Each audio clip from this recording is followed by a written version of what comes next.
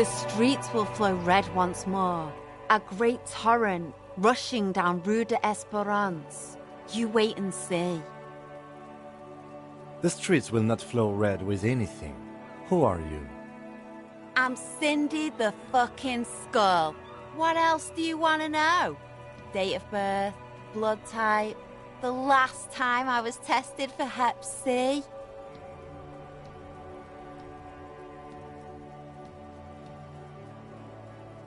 And here I was trying to be polite. Just can't win with you pigs.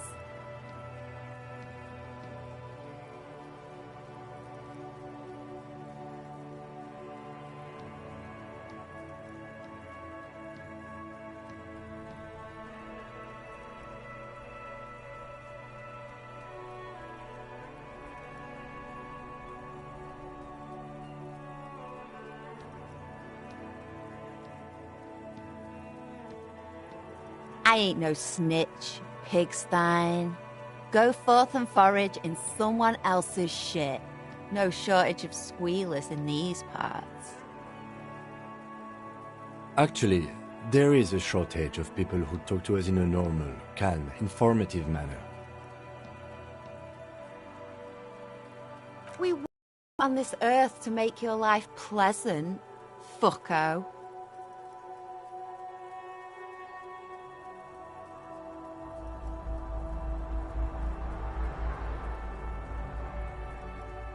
Can't you tell?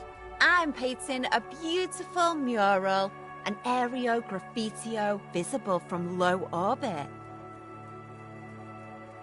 I haven't really started it yet. I'm waiting for the right words.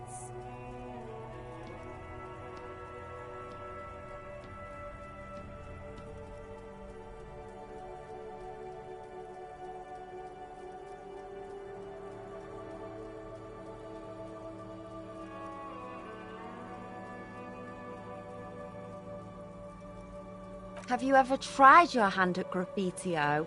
When faced with a blank wall, most people write unimaginative stuff, like pigs go home and Mono is here. We rarely see pigs round here, though. Just union cads. And my name's not Mona, so...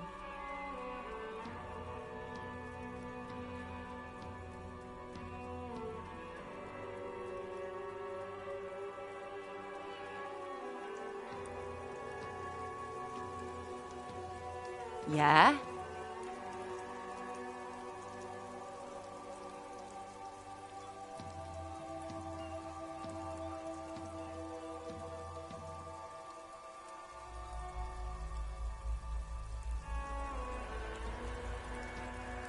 Thanks. I'm sure the inspiration will come to me now that I have an official RCM stamp of approval. The lieutenant furrows his brow at another one of your eccentricisms.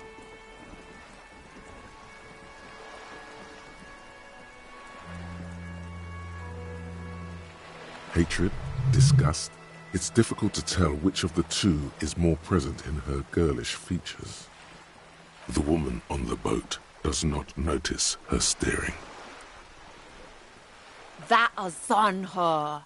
Someone's got to keep an eye on her. Ozon is an archipelago 2 days' travel away from Rivershore. Its moneyed residents, used to posh restaurants and upscale boutiques, rarely have reason to visit Martinet. Probably the Wild Pines rep. We should talk to her. She's a professional negotiator, though. I have the feeling she will be very cooperative while telling us nothing. You should take the lead. Ask her unexpected questions, you know? Do your thing.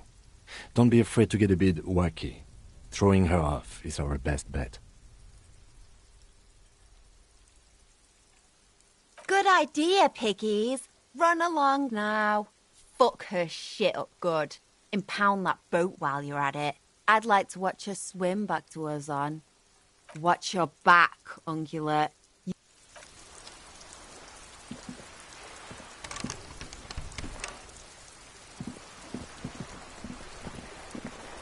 A sturdy metal door guards the southwest entrance to the apartment building. It's locked. The door rattles against your knuckles. But the door rattles again. But this time, you hear an elderly woman's voice calling, "Stop banging on the door! I'm not letting any more strangers inside." Ha! The police? Everyone knows the police don't come round here.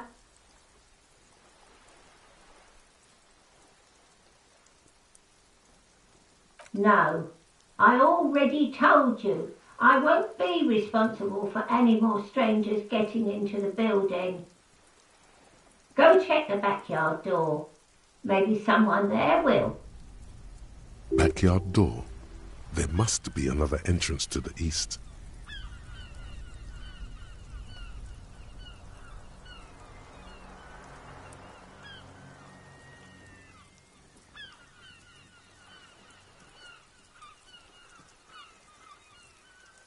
Madame, I assure you, we are real police officers. There is no reply. Just faint, sweeping sounds inside.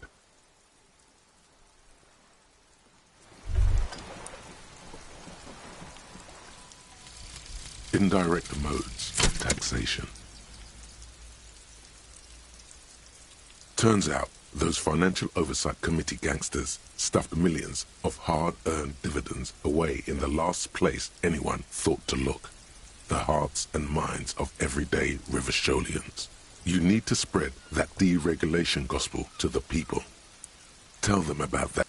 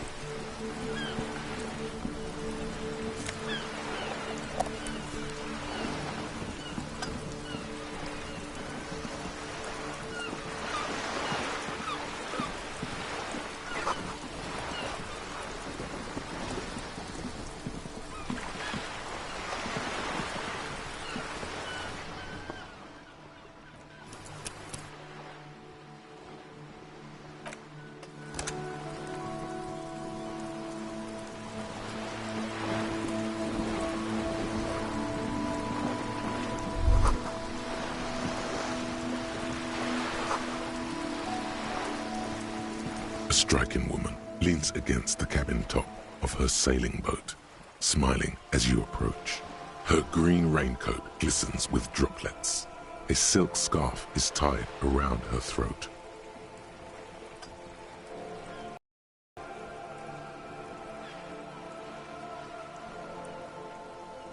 Good evening, officers. I'm Joyce. Joyce L. Messier. I represent the board of Wild Pines, the owners of the harbour. You gentlemen must be from the RCM.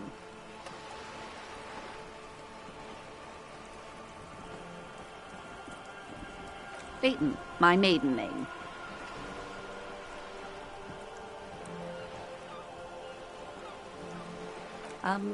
I meant you, the Revachol Citizens Militia, the police. Nothing, honestly. I've said it to every drunk in town, and you're the first one who's responded. Relax. She meant it in jest.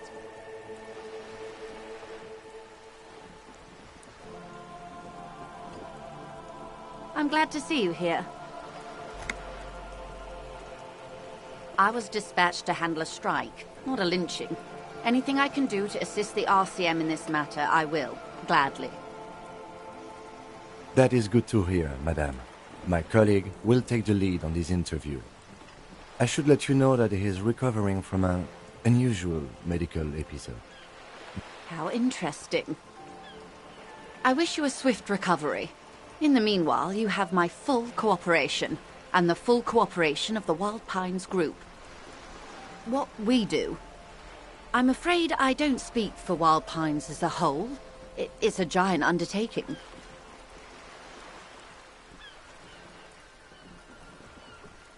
The Pines' core competency is logistics.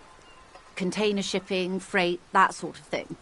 See those airships there, blinking? Those are the shipping side of things. And that is the terminal. Another subdivision deals with energy, oil and gas exploration, offshore platforms. The Wild Pines Group is one of the original Revacholian Indo-tribes. Companies awarded royal monopolies by the king, the suzerain himself, centuries ago. The king is long gone, but several of the Indo-tribes remain.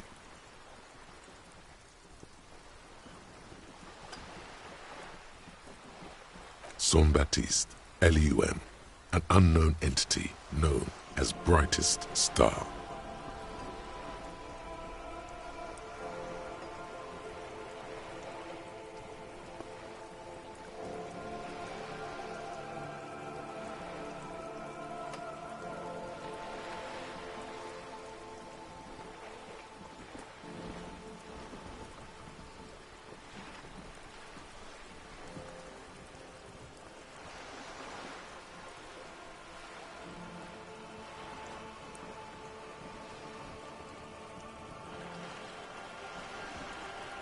Why, thank you.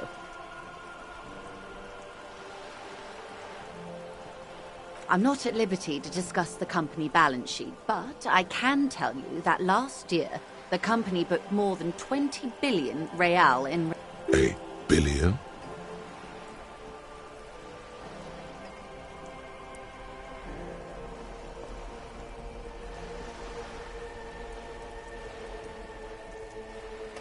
It's a number, officer. A big one. It's made of 1,000 millions. A million is made of 1,000 thousands.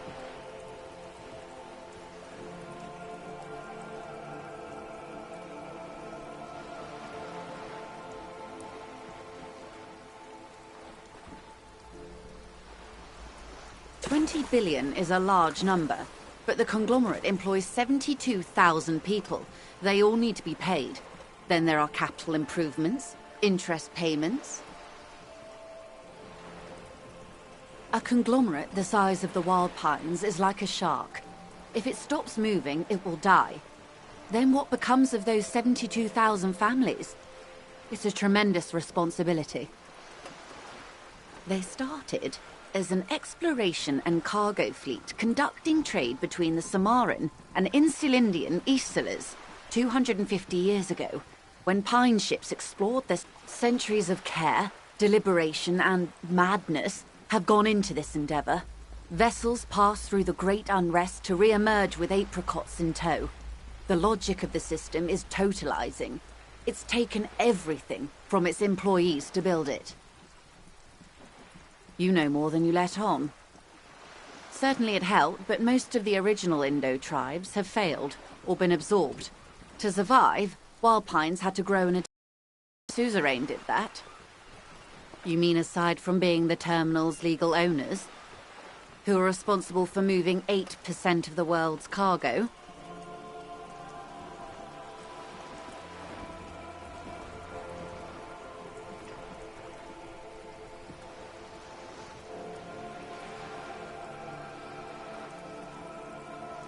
There are no minor cogs in the system. Each terminal must be accounted for, lest the entire system break. Every hiccup in such a system means thousands lose their jobs, the world over. I'm here to assure that doesn't happen. With your help, hopefully, says her warm tone. Why, yes I am. Of course there are. We're on an archipelago. How else are you supposed to get around?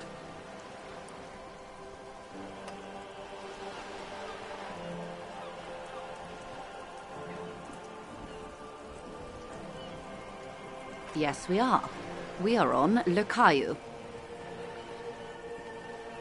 We are. And the city of Revachol is on the island of Le Caillou.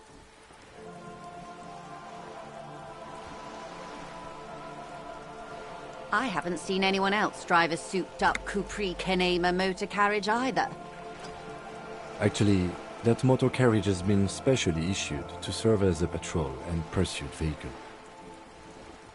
It's for crossing long distances in the greater Revachol industrial harbor. It's not a type. Neither is this.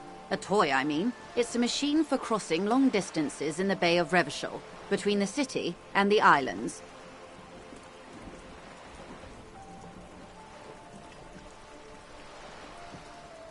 Officer, I assure you I'm a highly qualified pleasure craft operator. The crowns of her teeth are porcelain, white as the boat's hull as she smiles. Qualified pleasure craft operator. So charming. Where's the damn license? I just renewed its safety inspection last month, officers. It is completely seaworthy. In fact, it's taken part in not one, but two insulindic regattas. Even finished once.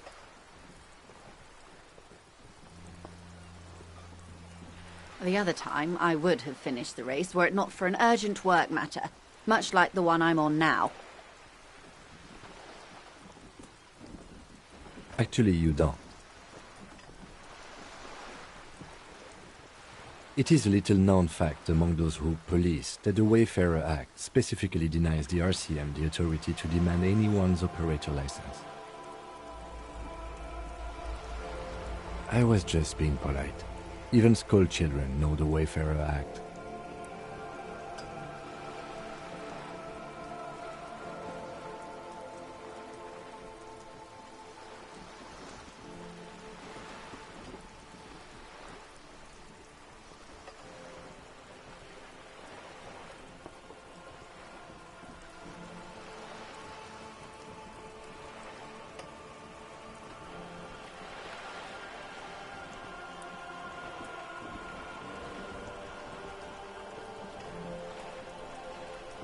No need to politicize this. You may still ask for the lady's passport. Of course.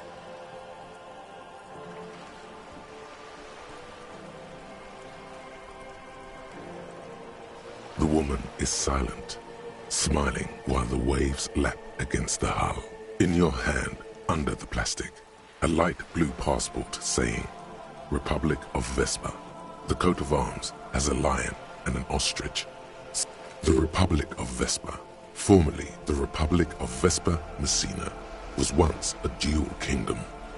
An amicable parting of ways produced two constitutional monarchies. Vespa, the richer of the two, is an occidental nation known for its proximity to the Pale and its exotic financial derivative. It is a stable country, and yet there has always been something ominous about its perfect stability.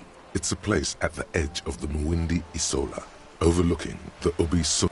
The woman, born in the year 3 in the commune of Revachol, smiles at you, face adorned with frown lines and crow's feet. The photo is recent. The name reads, Rejoice Leighton Messier. Yes, but please don't call me that. Joyce is much more efficient. My husband is. I have dual citizenship. A Vespertine is handier when traveling. She nods and returns the plastic bag to her coat. The boat? No. It is called Cordelati 19 because that's the type of sloop it is. The word "it" feels strange. Such a beautiful boat deserves a proper name.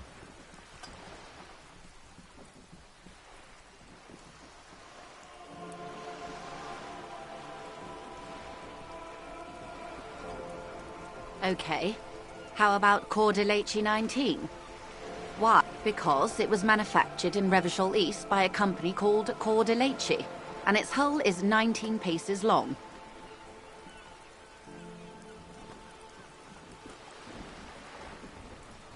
What? I think I'll stick with the factory name, but thank you. It's a pleasure craft, a 19-pacer. It also happens to be rated for Category 1 racing. Though these days, my sloop... I'm enjoying this part of the interview. It has so little to do with the murder weird. I really do, the lieutenant thinks. Is she thrown off yet? Good. Everything. Right up to, but not including, trade secrets.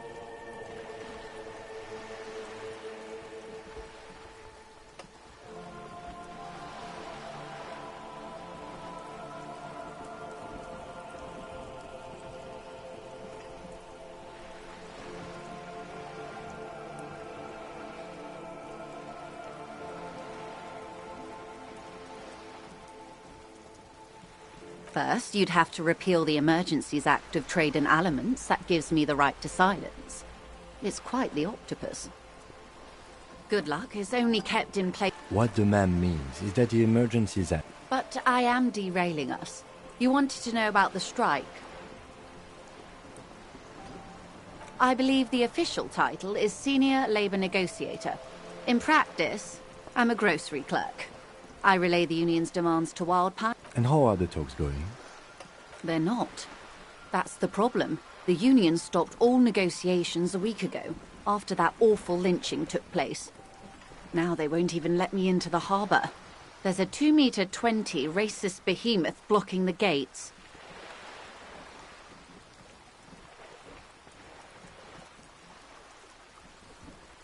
Oh, so you've met him. Has he beguiled you with his inane theories? My colleague has his peculiarities. Let's not go into this particular one just yet.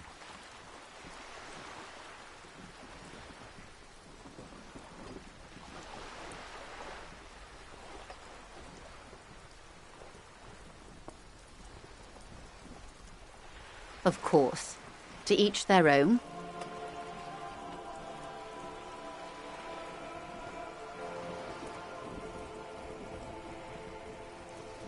Let's say I was not making the kind of progress I'd hoped for when I first arrived. And when did you first arrive? I arrived 3 weeks ago. Yes, in the middle of February. The bay was still partially frozen then. I prefer to do these things on site, like the RCM.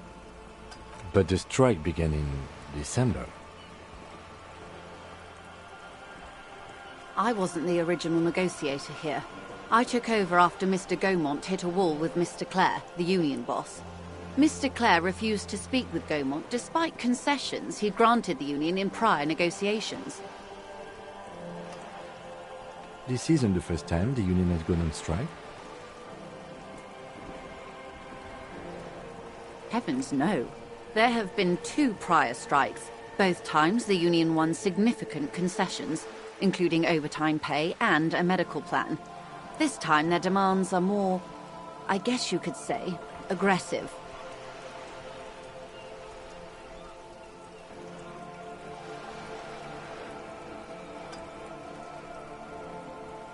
Mr. Clare told him to...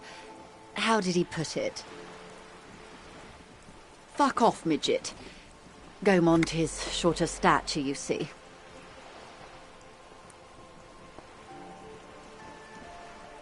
Yes. Keep in mind, this is a negotiator Mr. Clare has worked with before, and who was more than fair with him and the union.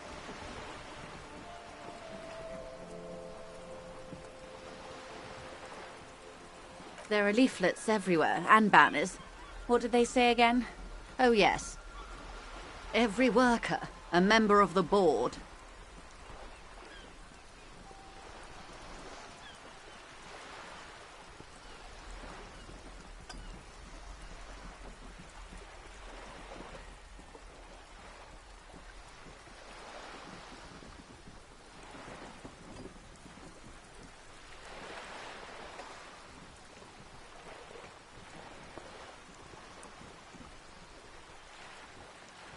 Then you might also like their other slogan. Demand democracy.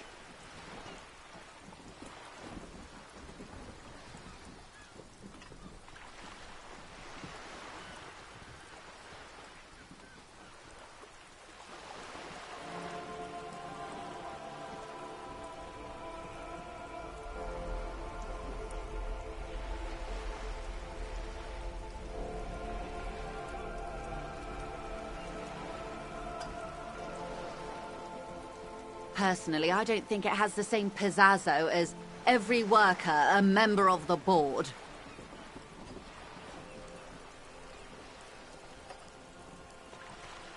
It's quite simple, you see. Every time the Wild Pines group makes a decision about what?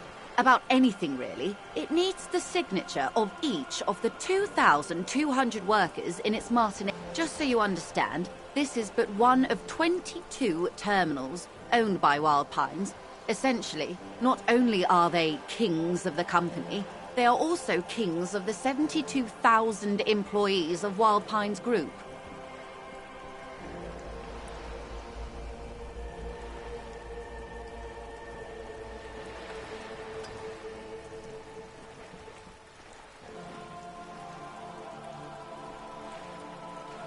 They're having a blast. But how can they afford it? After 4 months, my assumption was they would prefer a more practical solution. I'm not sure. Naturally, I assume that was just their opening position, a hard-nosed tactic with a side of mockery. But there's been no follow-up, just the same nonsensical slogan repeated over and over again. And now, people are getting lynched, I hear. Behind the whirling in rags, a disastrous... Excuse me, from whom did you hear about this lynching? I first heard it from the bowyer at the gates. The one whose very name advertises his aversion to work. I think he... This checks out.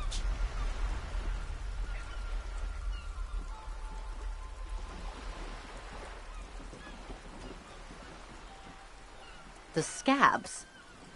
You mean the huddled masses of Jamrock, come to plead for work where the Union refuses to? If they were organized by Wild Pines or its affiliates, then it would be a company secret. I could not share it with you. Not... It's implied. She's open to discussing this matter with you at a later occasion.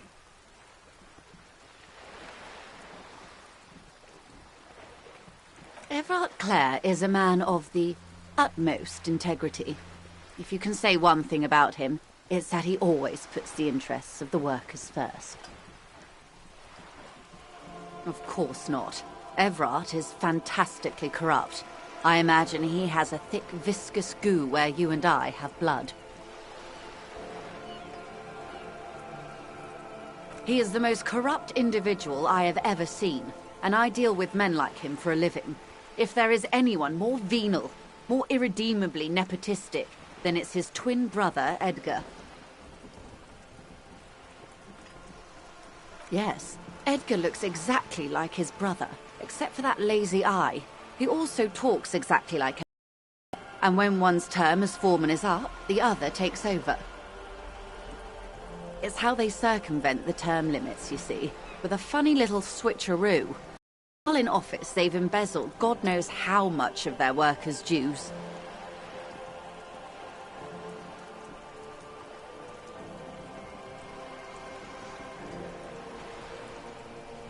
The Débardeurs Union was once a perfectly normal institution. 20 years ago, anyway. It must not have been easy to establish under the Emergency Act, but they did it. Organised labour at its best, as they say. Then something happened in the local chapter elections. The brothers Clare came and transformed it into a... how do you say? A mob. The Débardeurs are a crime syndicate. Sad as it may be, I suspect we'll be forced to cooperate with them. Refreshingly honest, officer. The company has tried appeasing in the past, but I'm afraid our concessions have only emboldened Everard and his brother. And your opinion, detective, if I may ask? I'm a curious and talkative person, you see. Would you say the Débardeurs Union is...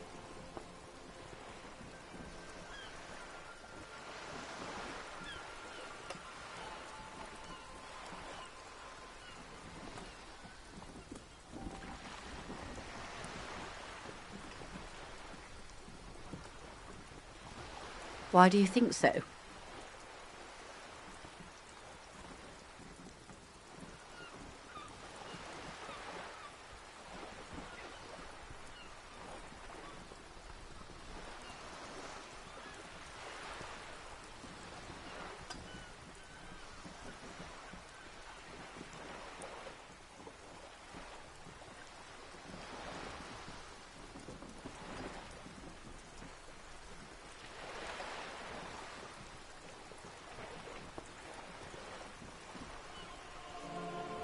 Well, I suppose that's one way to look at it. They're an interesting composition, albeit vile. But enough about Everard. What else can I do for you? I'm glad you asked. There was a woman, the previous forewoman of the Union. She disappeared. Disappeared? Yes. On the last day of the local chapter elections, her daughter phoned in and said she wasn't running anymore, or coming to work. Ever. End of story.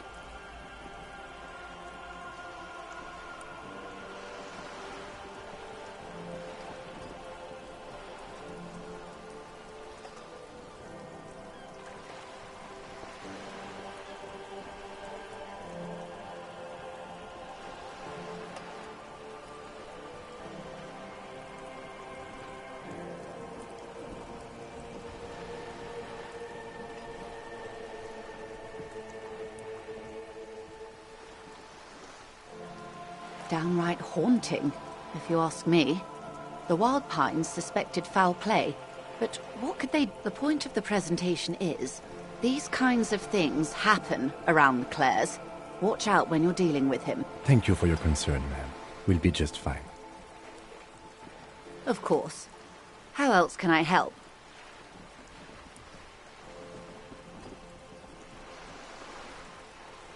Quite a few things, I'm afraid. The information I'm to share with you includes sensitive trade secrets. For the sake of my employer, I have to ask for your names and badge numbers. Of course, ma'am. We should have introduced ourselves. I am Lieutenant Kitsuragi, from Precinct 57.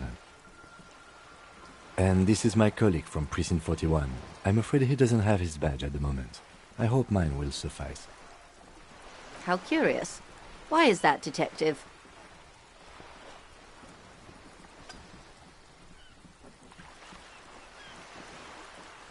I see. So, are you saying you lost your badge during the course of this episode?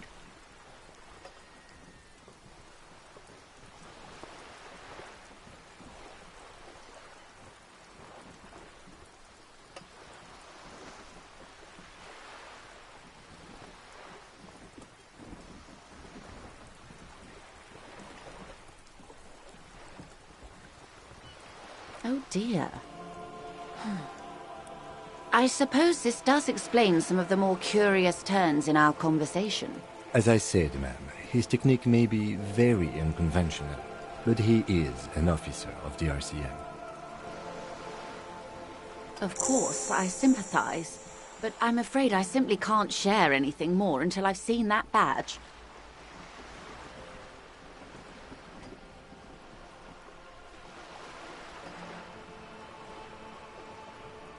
She's a professional negotiator. She should be open to some sort of mutually beneficial arrangement.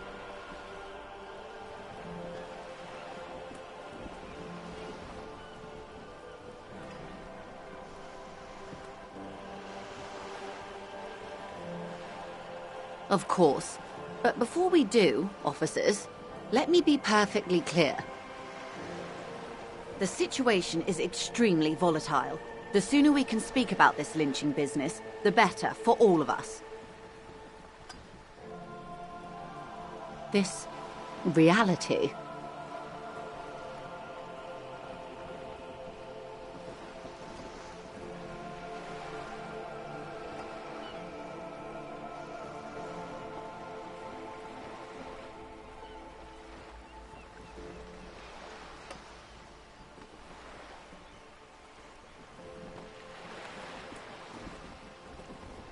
Ah, yes, the episode.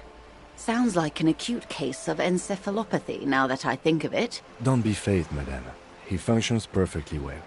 He only needs a lowdown on all of reality.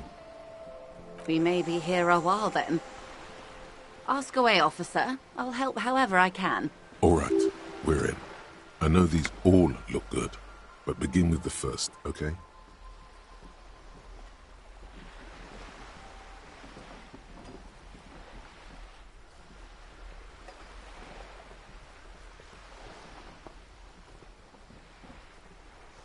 We're in Martinez, baby.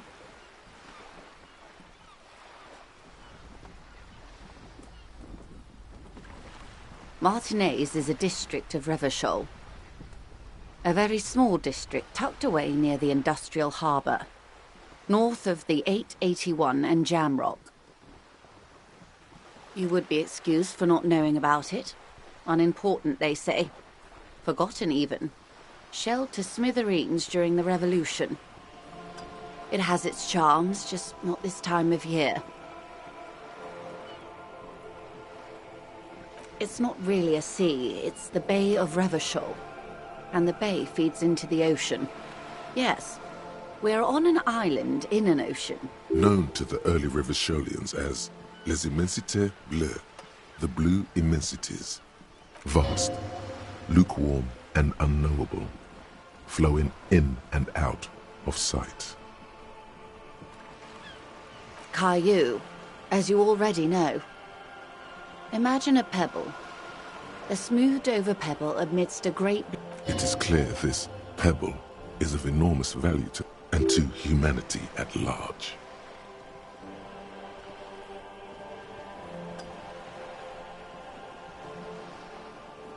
I'm not a good ambassador. I've only been here once before, as a teenager. Not a lot has changed. This place used to be a province, a workers' resort before the city swallowed it and the artillery did its work. The reeds are the real star of the show here now. The further down the coast, the wild... Revachol? Revachol is what you call a city. The great kind. As if it's self-explanatory, beyond patriotism, a fact. History, detective. They built this city to resolve history. Our part in it, at least. Our centuries.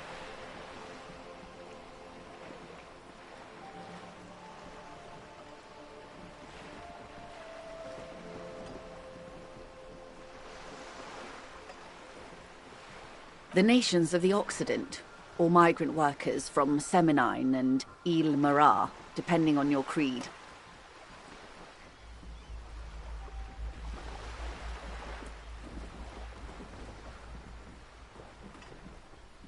In the DeLorean century, 380 years ago, they say it's where the terrible questions of our time will be answered. The tensions are highest, the fault lines deepest. By that I mean conflict. We are standing on a fertile, self-sufficient island able to sustain up to 200 million people in the middle of the Insulindic Ocean. I think it's fair to say so. 22 kilometers from the center of the world. Soldering iron is the bank of the world building. The Silence. The water, the light. It's as though you're seeing it for the first time. There is no recognition, only the immensity of the sea and the cold radiating from it.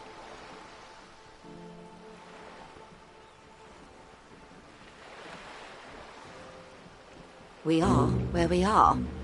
I have no truer answer to give, unfortunately. This is one thought you need to complete. Where... Was there something else you wanted to know? I remember something about a lowdown. This has been informative. Thank you, ma'am. I'm sure my memory-impaired partner has many more questions to ask. About even more fundamental... Might I suggest not asking them all right now? Messier will be here later too, and tomorrow. Absolutely. My commitment here is long-term.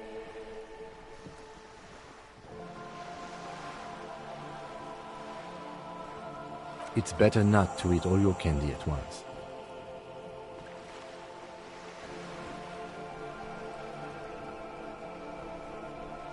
Indeed. I'm always at your service. These are unimportant times, Detective. You and I were born after the dust had settled. 1,000th of a second too late. for the big time. The revolution. It's quite easy. Every 100 years or so, our species gets together to decide what's next, who gets shot in the head, and who gets the mineral rights. It's a real kerfuffle.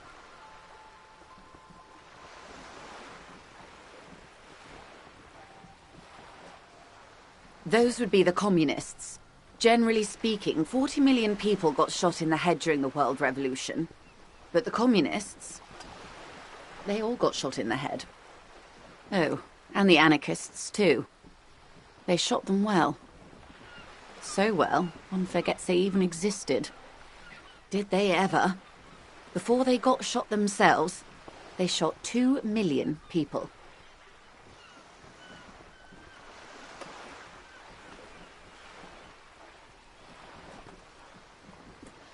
Yes, the Red Deluge. The Insulindian Deluge, they call it.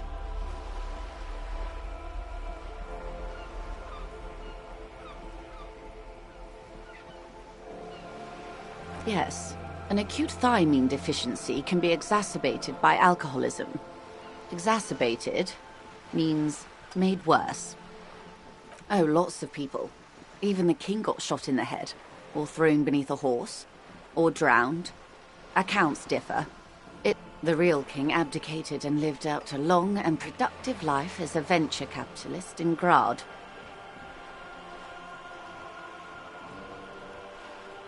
Yes, King Guillaume had a nose for bad PR. He ran before it. What is the expression? Went down? Anyway, Gil got out alive and his nephew Fricelle got him and tens of thousands of his wonderfully fascist kingsmen. It was a wild time.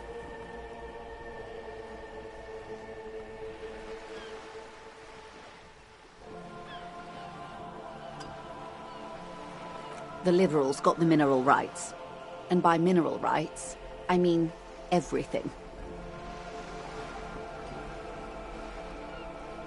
Liberals are usually middle-class people, Detective. Or the remaining gentry.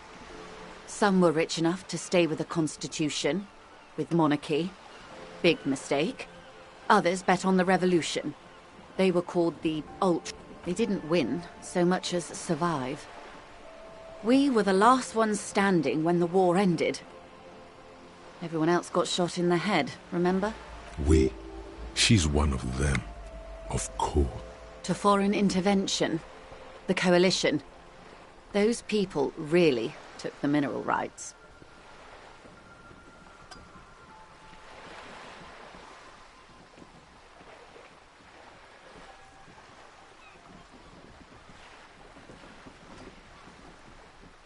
The liberals took everything that wasn't nailed to the ground.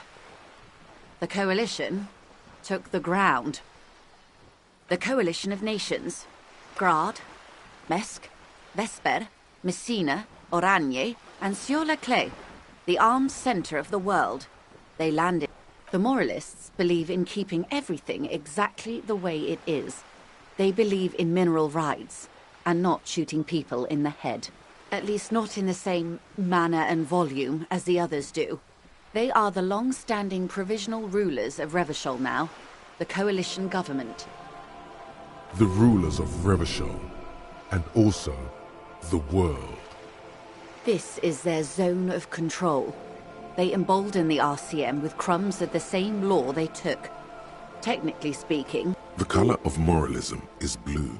The official motto of Moral Intern, or Moralist International, is a blue forget-me-not, a piece of grey sky. Unofficial. For a moment, there was hope.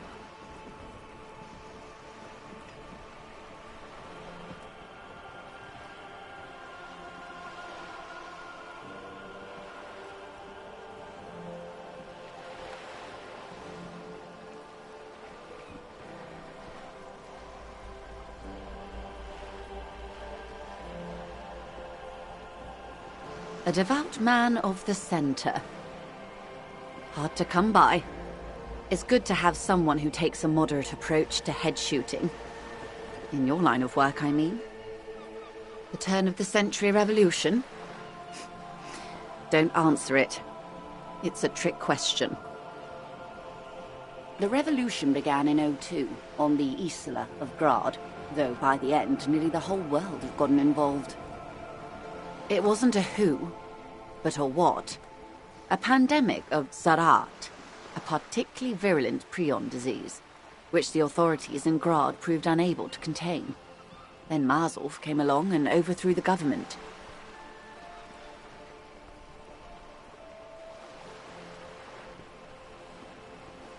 It made people overthrow their governments. Of course not. It was a highly infectious microorganism that destroyed brain tissue. The actual causes of the revolution were material. The pandemic from Revachol and Grad? Not far. The world managed to cauterize itself. Mazov's government was overthrown in '08, and the coalition crushed. Why? You and I, officer. Our lives in the zone of control. Something tells you her life and yours are not that similar. Maybe it's because she has a boat and you have that necktie? A pair of pants?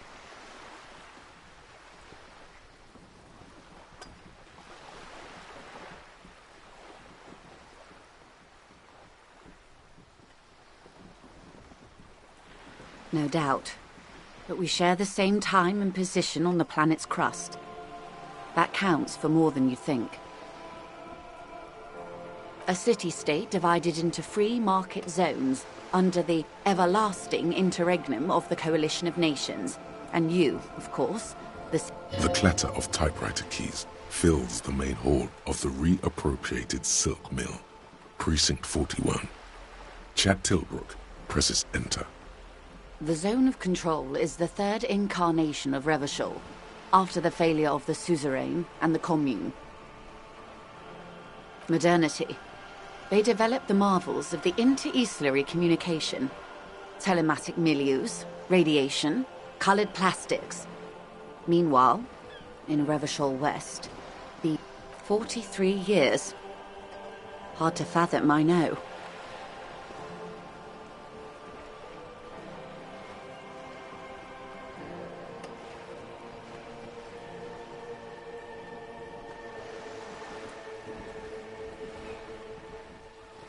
The 20s saw a decade of urban war, west of the river leveled, offshore platforms in flames. Still, it's regarded as an improvement on what came before. '08 to '19 was simply hell.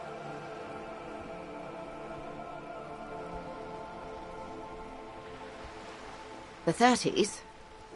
Things settled down in the 30s.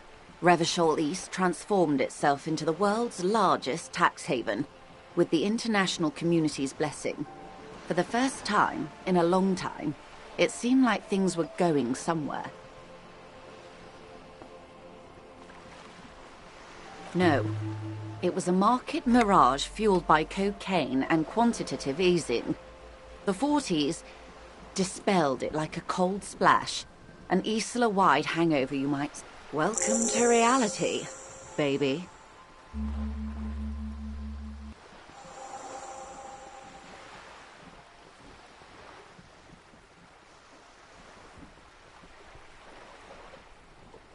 Good question. What would you have done differently?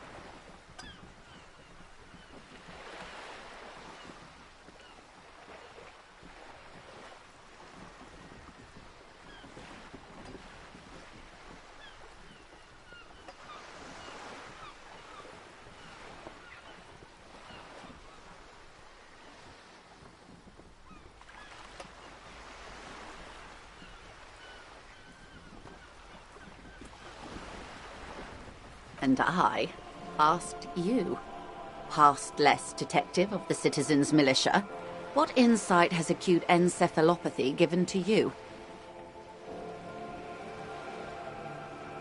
So a quarter of humanity simply lost their minds. And how would you stop a prion, a complex folding protein, unlife, with the technology 50 years ago?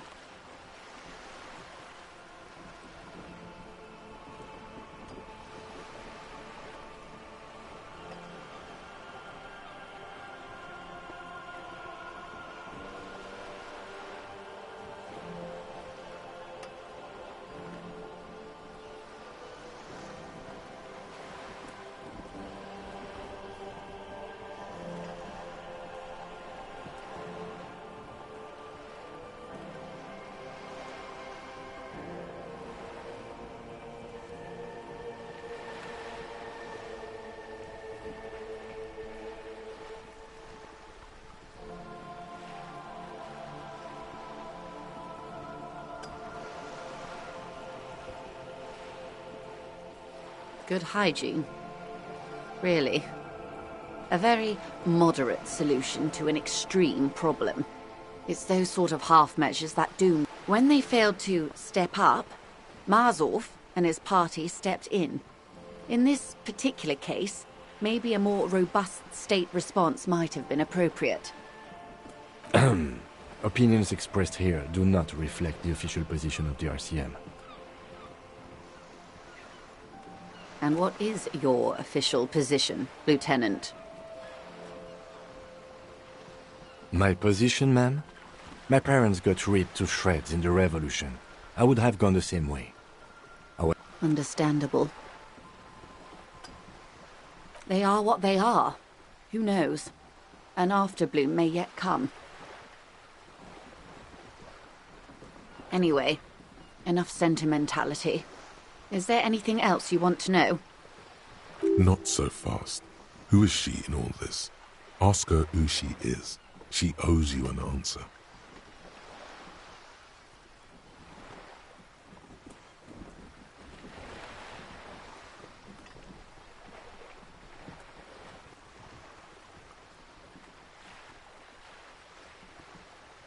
It's a neurological disorder caused by a lack of vitamin B in the brain. Symptoms include a retrograde amnesia. It's quite serious. You should get yourself checked out.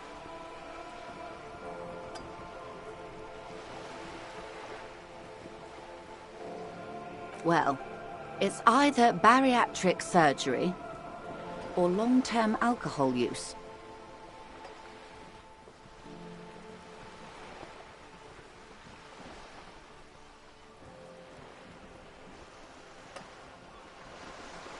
That seems unlikely. Yes, and perform autoerotic asphyxiation on yourself with your funny necktie, out in the open somewhere.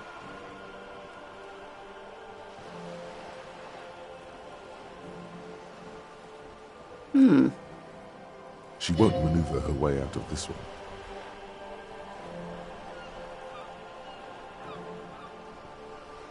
I am the vilest of the vile.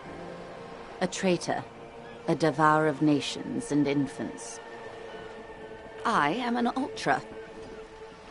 She raises the corner of her mouth, smirking, revealing a canine.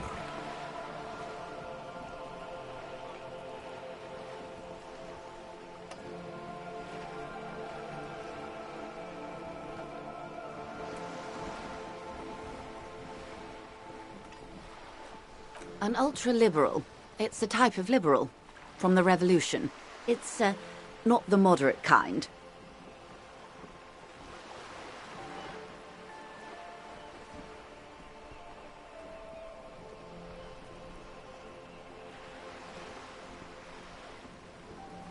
An ultra-liberal.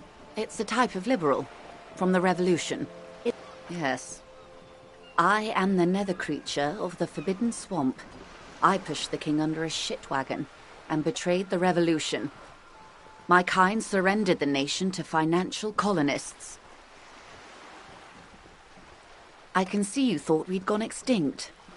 After all, no sane person identifies as an ultra-liberal anymore. Not in broad daylight. You're a centrist at heart, a real moralist. In her green eyes you see a mixture of truth and self-satire. Decades of guilt and pride.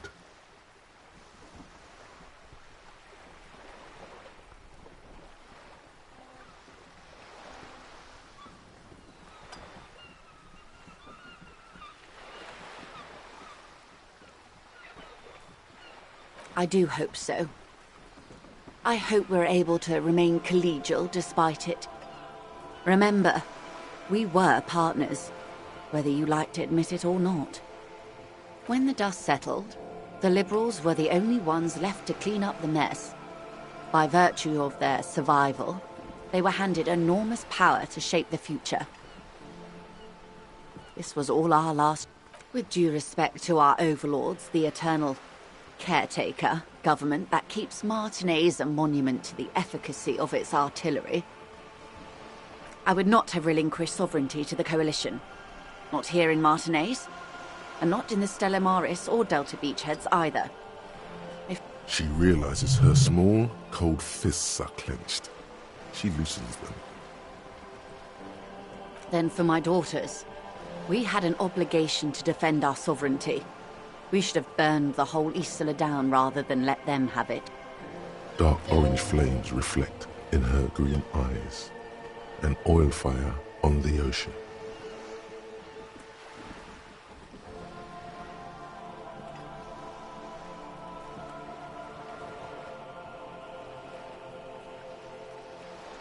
Perhaps my intellectual vanity will be my undoing. Yes, I suppose I am. But I wouldn't be a patriot anywhere but here. Seditious talk, man. Yes. Whatever else I am, I'm also a mother. And a wife. A bird? A sphenicid? A flightless bird of the polar regions?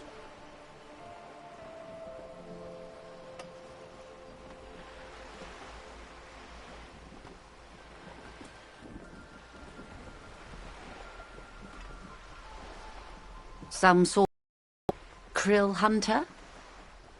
No, wait. You're an ancient ruin. A symbol of hubris and decay. Half submerged in some salty sea.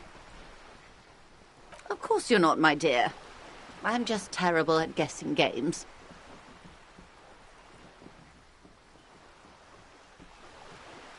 Ah! This is the pier of Rue de Saint-Ghislaine, 33A, where the tenants have been kind enough to rent me a slot. Or two. A pre-revolutionary tenement. Old buildings are called tenements, you see. And new buildings, bâtiments. After les bâtiments nouveaux. But 33A and 33B are not nouveaux. They are... This one used to be 8 to 10 stories tall. A real high-rise by the standards of the last century. Built to mirror the skyscrapers across the bay in the Delta. That was mostly the urban middle class, I believe. This was once primo real estate, before the cannons lopped 4 or 5 stories off. Splat, splat.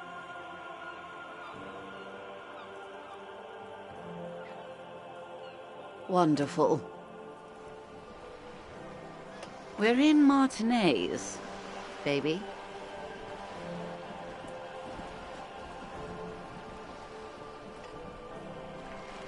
Martinez is... You would be excused for not knowing about it. Unimportant, they say. I would be happy to. What is a preposterously expensive education for, if not sharing? The girl in the old lady rags.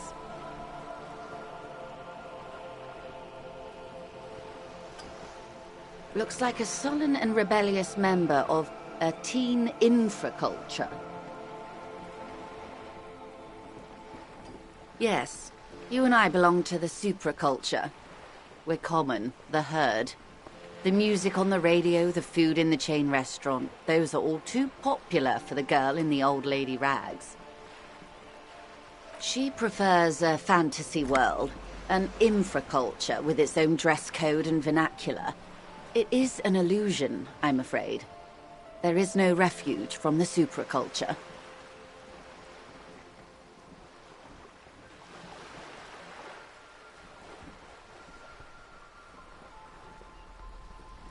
Young people who dye their hair funny colors and wear old people... All right.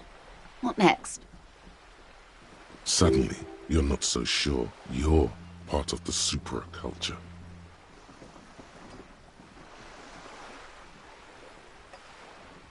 And what would that be?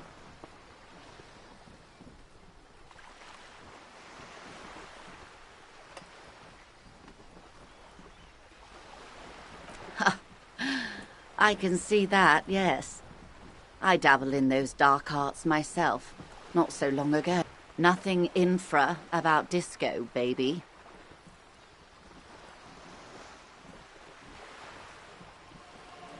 Those days are long behind me. And even in the early 30s, I would say I was more of a new girl.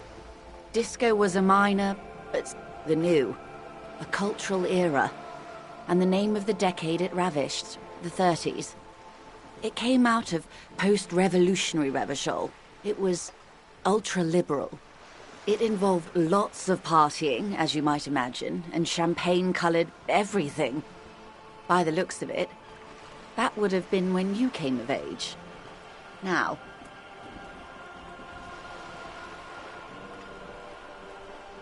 Wasn't it Guillaume Le Million who said, if you can remember the new, you weren't... For some reason, your mind is a veritable repository of Guillaume Le Million lyrics. Glad to have been of assistance. The little that I know. Anything else?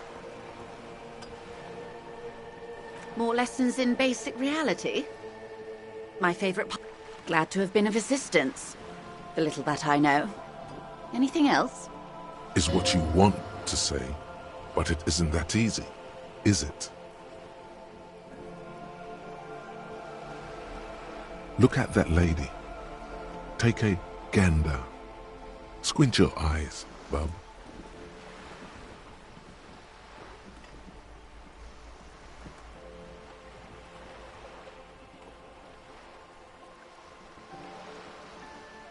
Why, yes.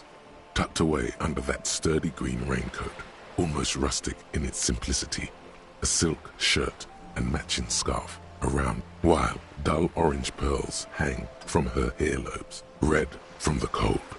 Her light green eyes scan you, full. These are the kind eyes of the rich man that seem to say, everything is possible. Now look at you, you misery-clad simian, barely able to tie your own laces. Your armpits are lakes. A scythe of booze precedes you. You're poor. Poor as balls. You can't ask this person for money. You're too...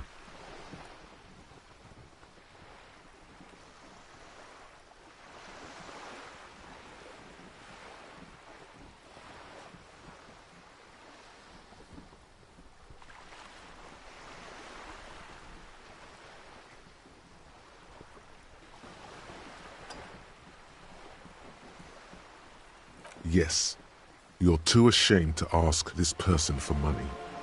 Too scared to belittle yourself in her eyes. As I was saying, if there's any way I may be of assistance, please... Of course, Detective. Take care.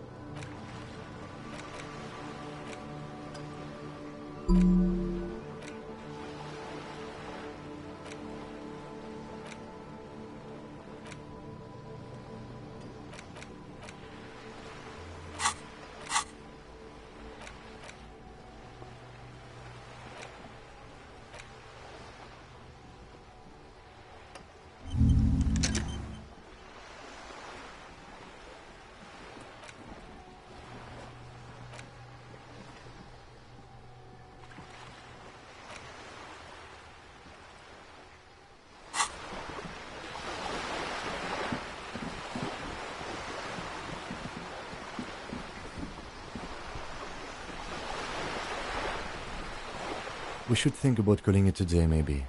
The nights are still miserably cold this time of year. We should take care of that, then. Let's talk to him anyway. An officer of the RCM shouldn't be sleeping in the street. We'll figure something out.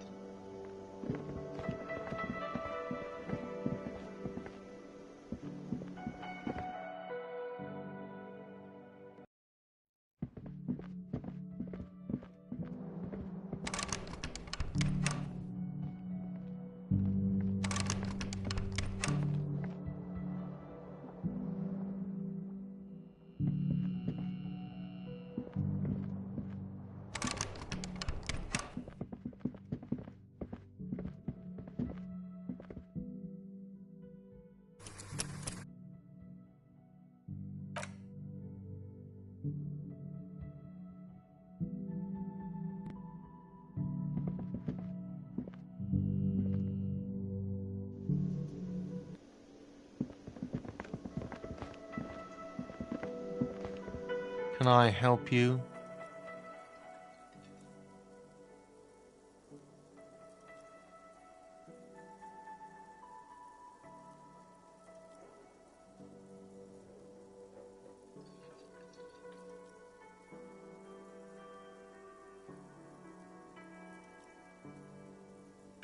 Thanks. I hope you found what you were looking for.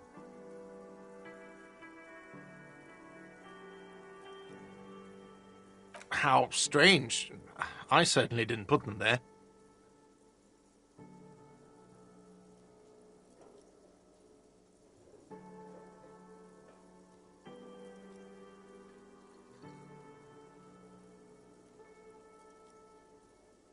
The trash collection service? CS Municipal. I don't see why they would put anything in the trash, though. Ah, the elusive CS Municipal. I doubt we'll be able to track down who was sent here last and when. This will have to be one of those little threats that solves itself down the road. Thank you anyway.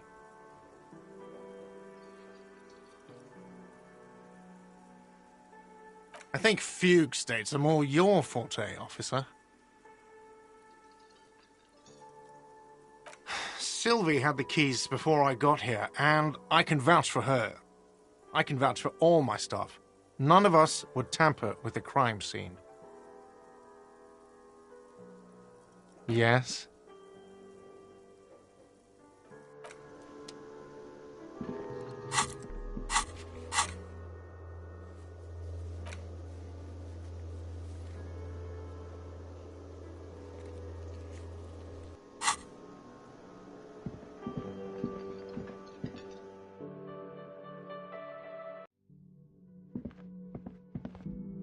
The door is closed. Still nothing. The lieutenant gives you a quick glance.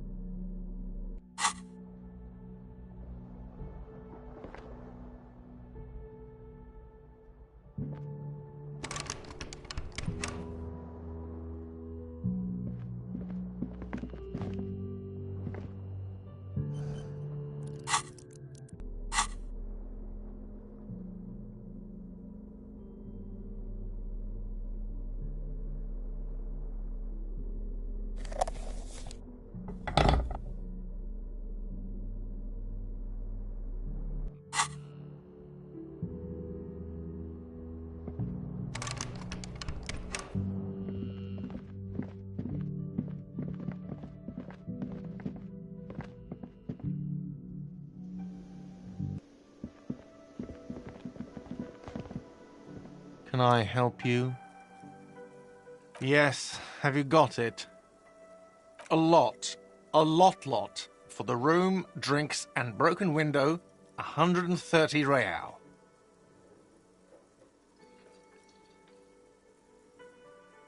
Does that arrangement include you paying me what we already agreed you owe me?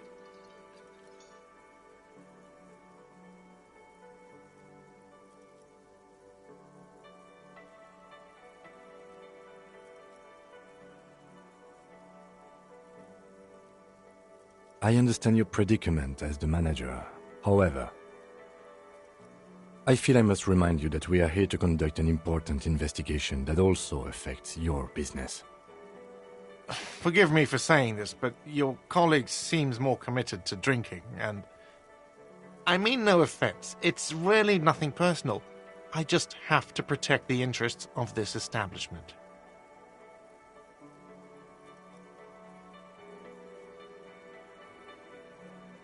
Good luck trying to use it.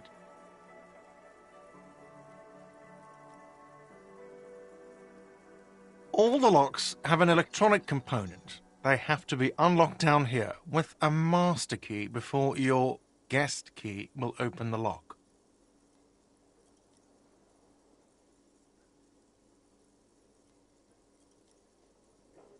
Oh, wonderful. Try to do that.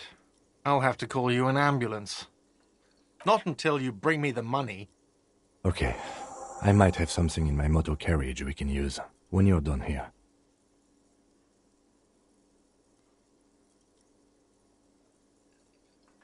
I really didn't want to resort to this. The man is thinking.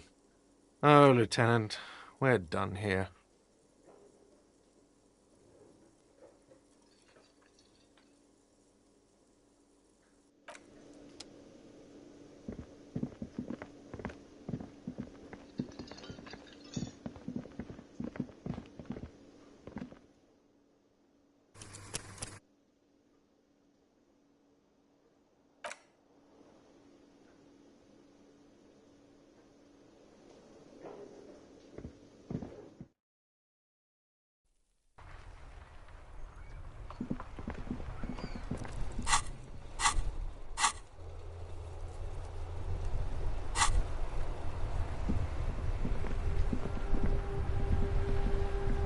Inside, you see a set of steering levers, a radio microphone, a pull-out toolbox, and the soft glow of... I have something here we could sell.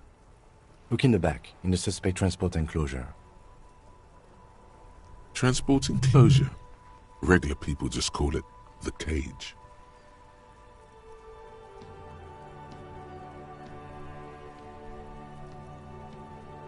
The cage at the back of the motor carriage looks rather uncomfortable. 4 shiny hubcaps are stacked against the seat. Their silver edges sparkle in the dark. I confiscated these 4 a little while back. We can take them to the pawn shop down by the Martinez Canal.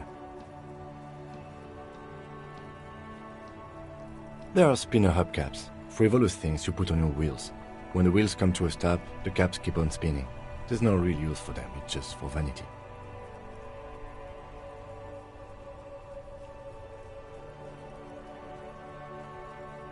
A couple of weeks ago, I stopped a young man for going slower than the speed of traffic. Turns out he was some coalition official's son and high.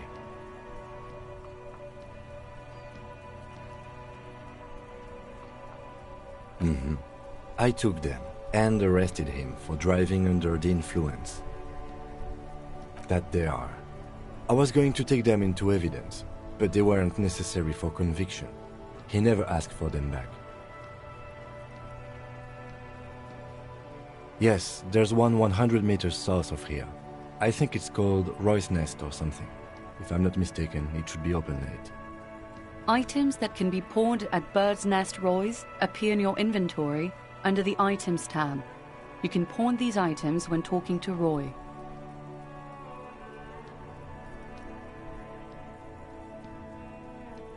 The lieutenant nods as you take the spinners.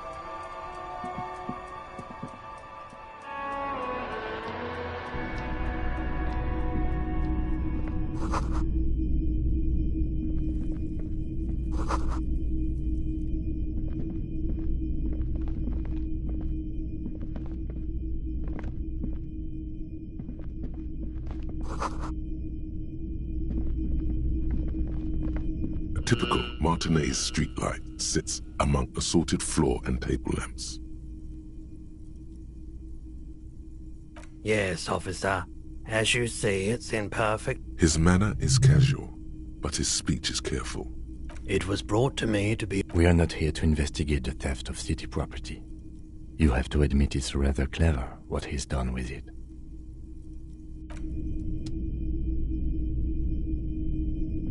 Yes? What do you want to know? Maybe you can tell me what you do know. Do you want me to brief you? 3 days ago, the RCM Emergencies Desk received a report about a security guard who was found hanged in Martinez. An anonymous caller said there was a dead body behind the Whirling in Rags Hostel Cafe. During that time, the victim had been stripped of his belongings. The caller did not identify him, but used the word lynching. There is an ongoing labor dispute between the local a security guard or worker of some sort hired by Wild Pines. This was just hearsay from Martinez, of course. They didn't identify themselves in any way. The tone was muffled using a device of some sort. The desk could identify neither the... There's a strong prejudice against involving the RCM in what's seen as union matters. The Dock Workers Union is the... That's us. The Revachol Citizens Militia. The RCM, or the Revachol Citizen Militia, is the police force you and him are part of. A self-organized peace corps of the occupied city of Revachol. The RCM operates within a legal twilight, yet... Just to be clear, we are police officers. It's our job to find the killer. That's the case. Uncover and... Good.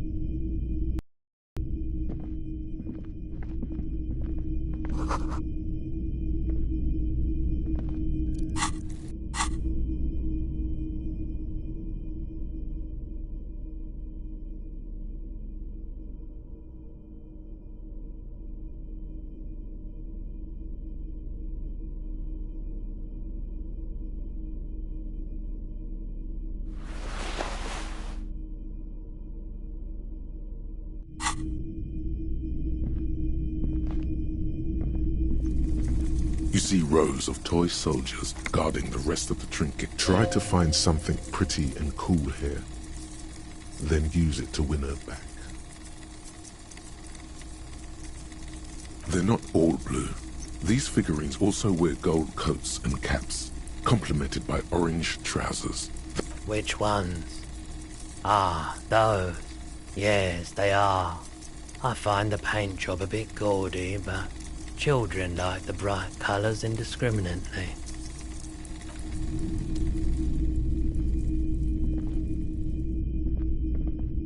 It's not often that I see officers from the RCM in my pawn shop. What can I do for you? His courtesy is not insincere, but he prefers being alone with his projector, just watching the movement of light across the walls of the shop.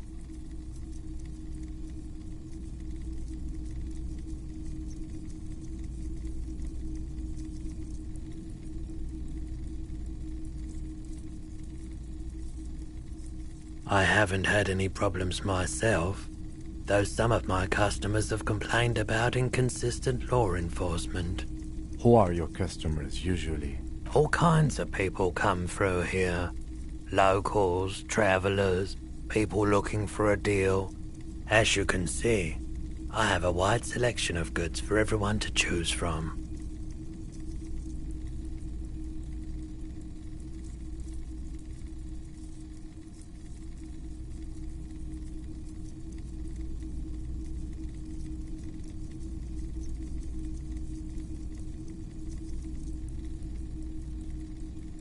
It keeps me entertained. Entertained? He might be high. If he is, on what?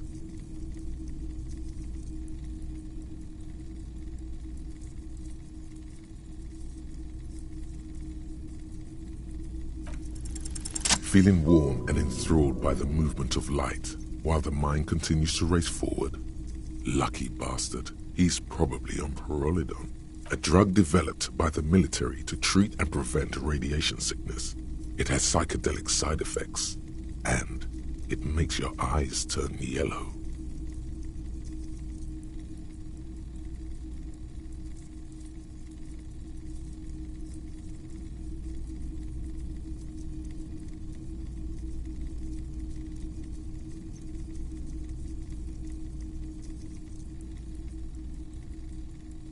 I try to keep the shop at a comfortable temperature.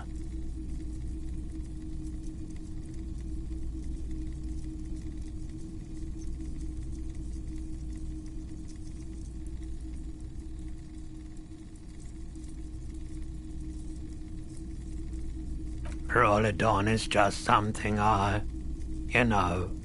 since the peoples I was with the emergency relief brigade. He's taken it for mental and emotional, not physical pain these days.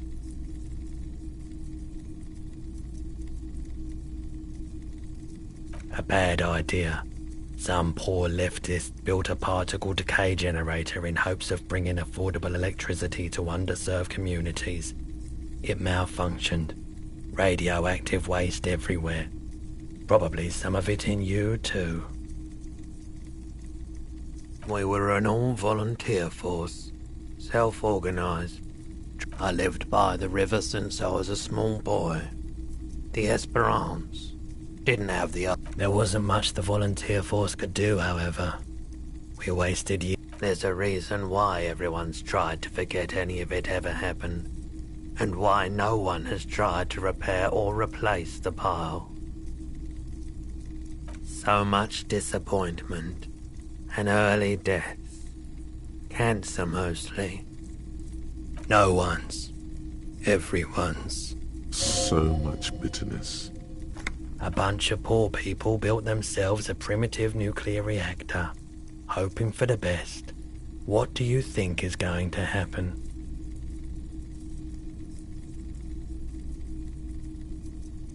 The cleanup happened 15 years ago. I was young then. Later, my second aunt died, so I came to Martinez. People told me don't go there, it's a shithole. I said, people, we just had a nuclear pile meltdown. I like the theory more than the story. Outward movement, not vortices.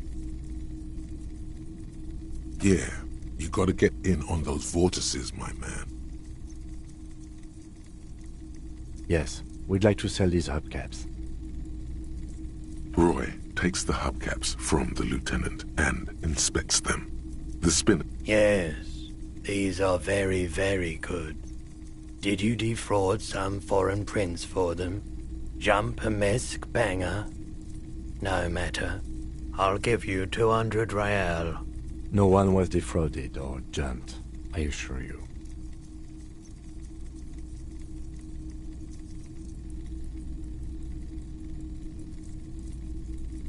Of course, I meant no offense. 200 real for you, officer. Delightful doing business with you. Thank you. Here's the 130 real you need for your bill. Do not waste it.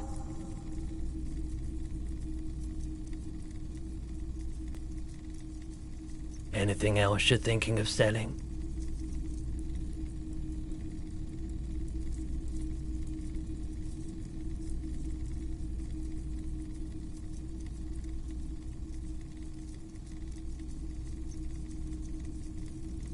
Another time, perhaps.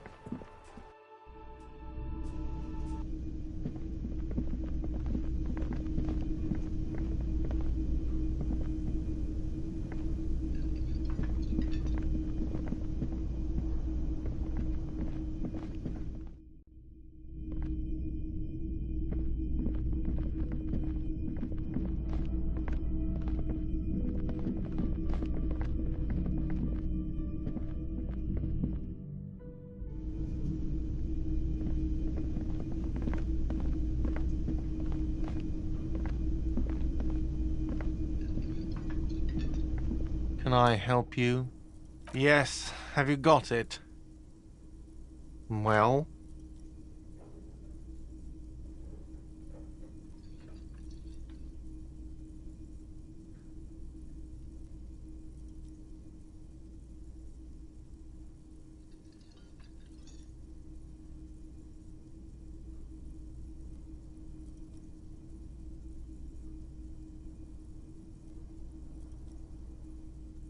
Great. Thank you, officer. That's all I wanted. Payment for services rendered.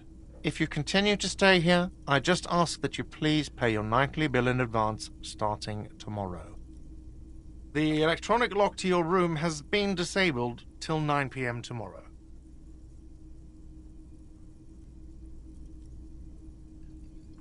Please pay for each night in advance starting tomorrow. 20 real per night.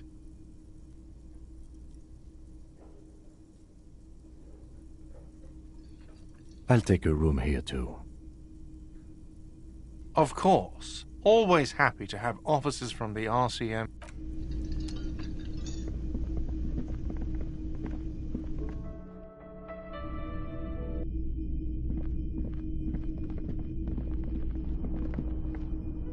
This is the door to the room you redecorated. Just a moment. We should talk about our progress on the investigation. Let's go out to the balcony.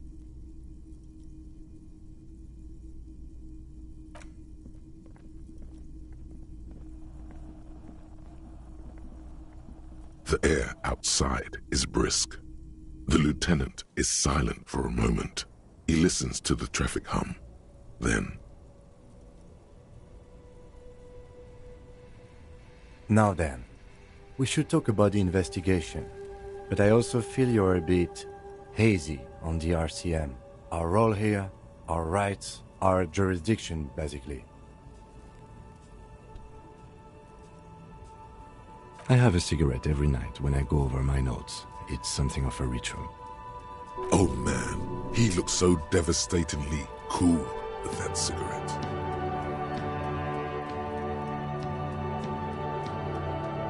I apologize, but I only brought one with me. I have exactly one cigarette every night while going over my notes. You mean this? This isn't cool. It's an unnecessary trial of will and unhealthy. Keeping the habit within the parameters he's given himself takes a lot of focus. It would be easier to simply quit. Yet, were he to quit, he would lose the cool factor. This man relishes his cool quite a bit below it all. Yes, it's been a long and eventful day. Well, we didn't even look at the body. And there's still much to do at the crime scene too. We didn't search it thoroughly enough.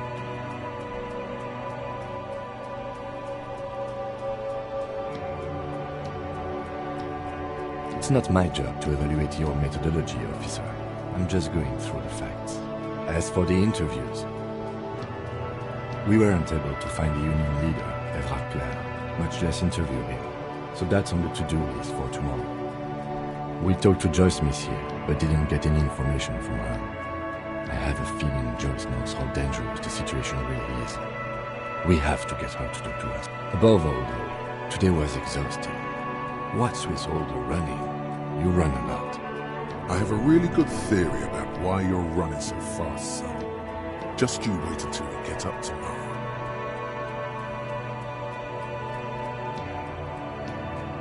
It's impressive, especially for a man your age, and in those hills. Nice shoes, by the way. I like the green. Goes with the orange.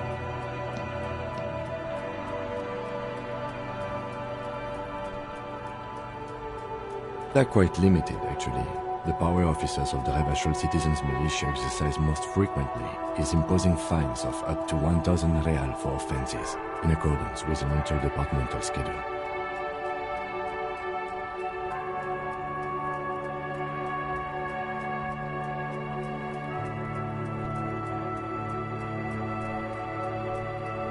The RCM's primary role is to ensure safety.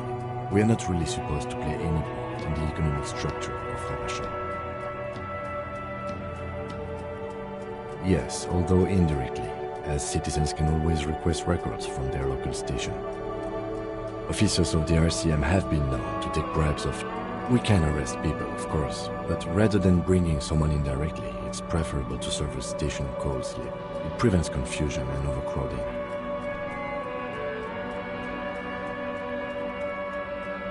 You can't. Those who don't show up become fugitives, though, and have fewer legal rights when they are eventually caught. It's about power projection. Thus far, they seem to mostly show up. As you may have gathered from the fact that we are expected to carry a record of our kills, like the one in the watermarks, we are permitted to use whatever force is necessary, and strongly admonished not to abuse that power. You have to supply compelling evidence for why it was necessary to use lethal force. In these cases, your partner is not a good position to be in, by the way. Internal Affairs handles these cases thoroughly, by cross-examining you for inconsistencies. It is hard to cover for anyone, which is for the best. We don't convict. We arrest and send them to coalition government courts in Courant and La Delta. The prosecution works off our testimonies and records, which is why it's paramount to keep them.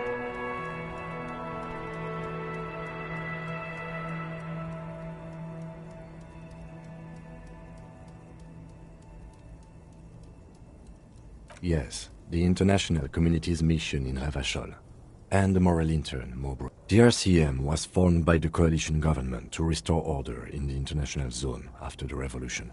So we did. Now we attempt to maintain that order. No more, no less.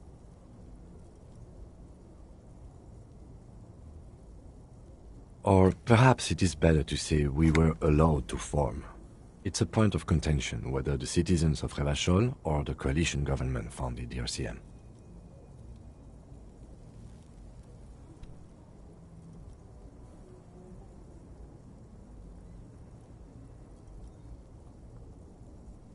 Be sentimental if you like. Either way, the moral intern leases us the right to keep the peace in this city, and they will take it away if we misuse it. The Moralist International are the world's largest political organization. You know who they are. They have been running this place after the revolution failed.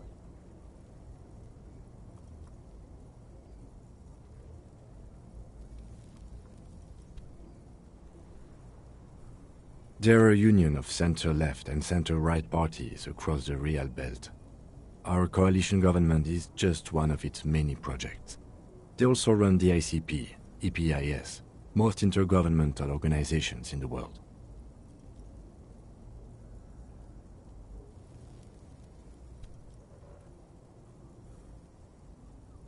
What do they believe in? They are Dolorians. They believe they continue the humanist project set forth by Her Innocence Dolores Day 4 centuries ago. Interesting question. It's a blue forget-me-not. Their motto is love, compassion, self-discipline. I think you can gauge what they want you to think of them. Something kind and usual. Something ominous. Something even a little feminine, but in a strict manner. A historic figure? The author of the modern age? You will have to look elsewhere for opinions. The subject of humanism is too abstract for me. The moral intern are a fact. I try not to have opinions on facts until they change. And it doesn't look like that's about to happen. Do you? We are in what is called the twilight of international law. The laws we claim to enforce come from the MI. Without them, we are simply vigilantes.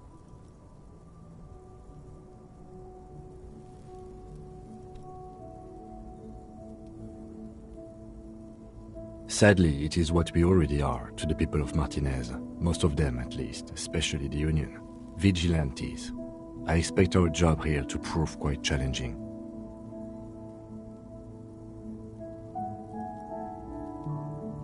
Yeah, it's getting very cold now. Let's go.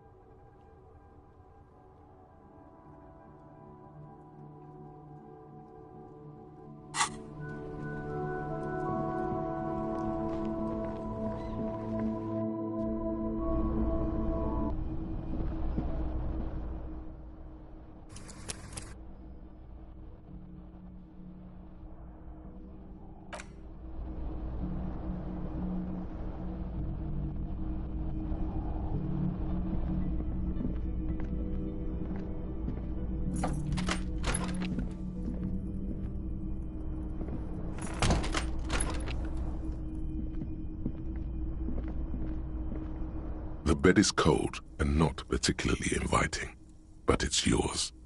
The sheets look awful.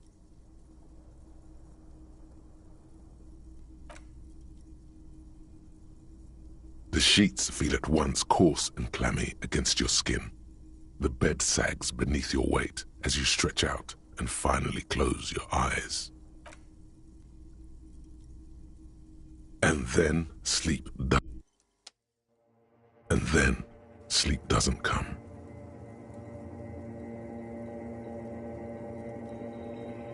Obviously, you're in bed with your eyes closed, but it's not happening.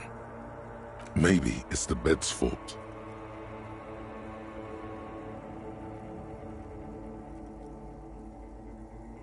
It's a little better. Colors, scenes, and half-formed phrases still litter your mind. Part of you is still trying to solve the case, isn't it? Something to do with, what was it that the lieutenant said? Union? And it's gone again.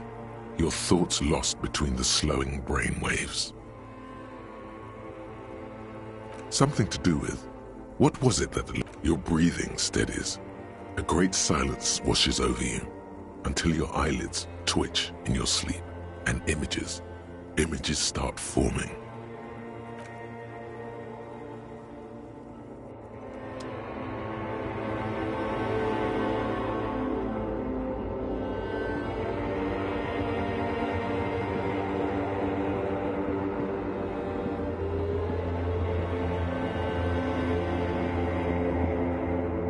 Do you remember the scent of your childhood?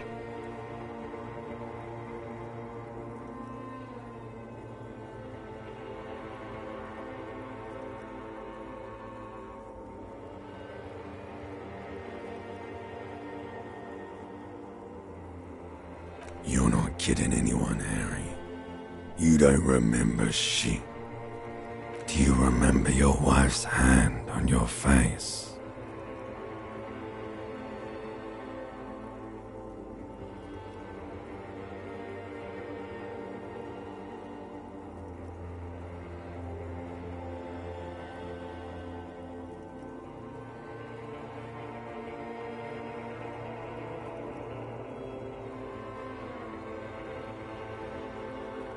That's right, funky baby. And you just stood there. One hand on the bottle and the other on your dick. Tell me, where are your friends? Human beings have friends, Harry boy. Where the hell are yours? No, it's gone. 3 times gone and never coming back. You failed. You failed Elysium.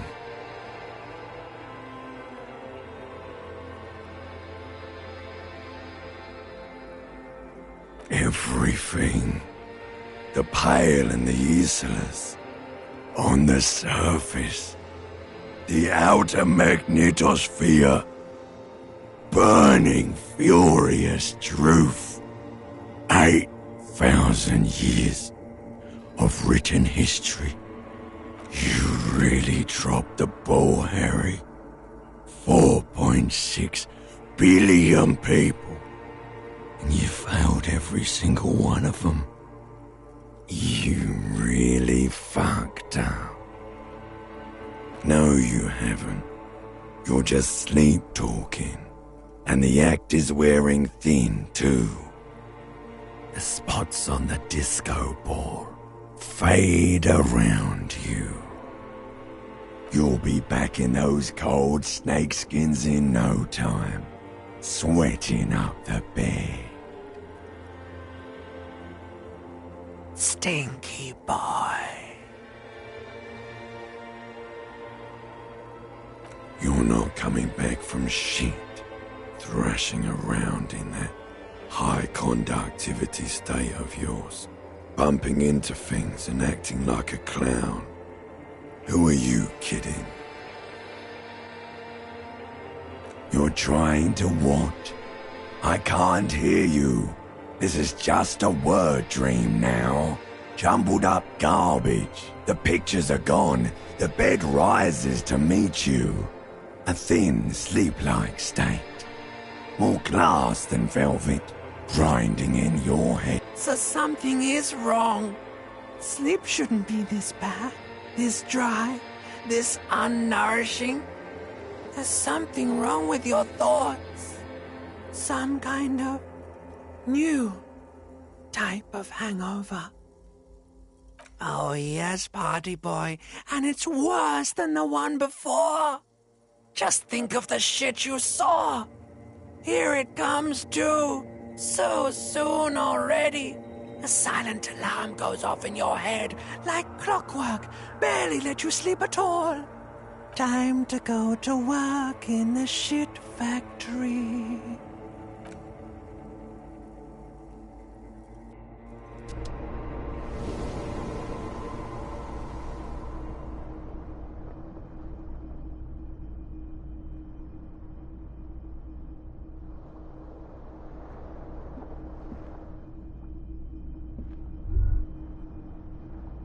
Good going, buddy.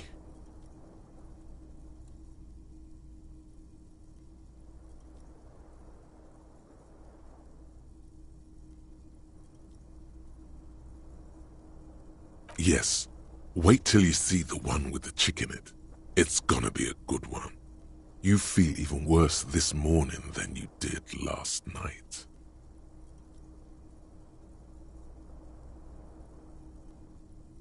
You don't know?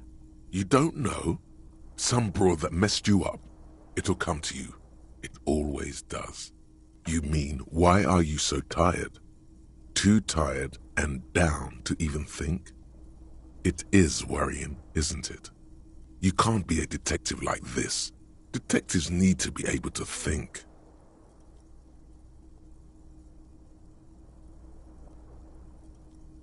It's just that your heart has finally pumped all the speed out of your system, Buster. Time to get some more. You're too weak to say no now. Waking up is the worst part. Maybe somewhere down the line you could decline.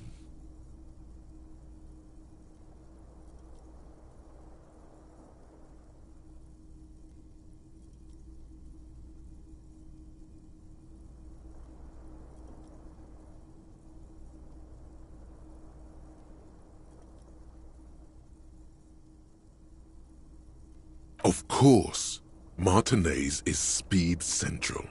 You just gotta poke around. You and Speed will be happy again. You will make her come home.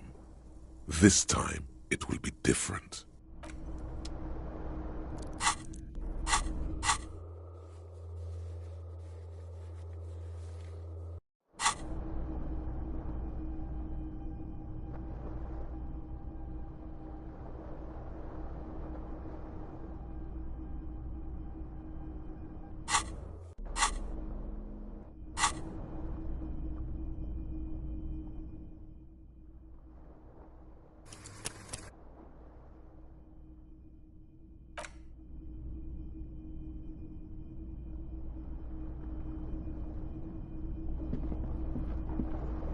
The window stands broken in its frame. Cold wind blows in. What do you mean, assess the damage? How would you do that? What are you even trying to do? The morning light hurts your eyes. It's hazy, but you see the ocean and some war-torn buildings.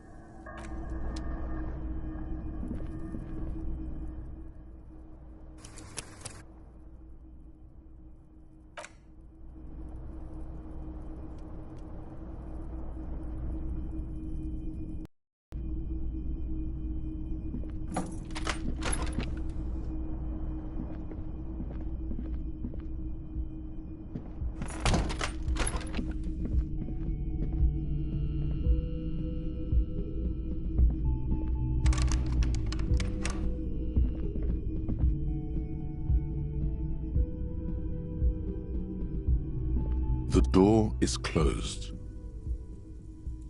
Still nothing. Still nothing. This door can only be opened.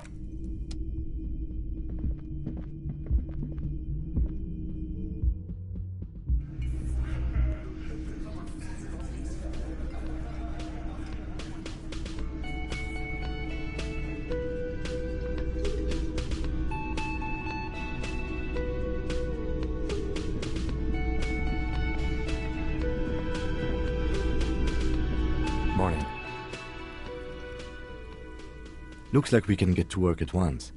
The Union muscle turned up. They look rowdy. We should talk to them. A lot of things point to the dock workers' union. The circumstances in Martinez, that's not a lot of things. We should have dug up more yesterday. I mean ungovernable. Martinez isn't exactly enthusiastic about the RCM being here. They prefer to be policed by the union. These men who drink beer for breakfast? There's talk of an armed wing of the union called the Hardy Boys, who are responsible for state policing. I think it's them. I completely forgot.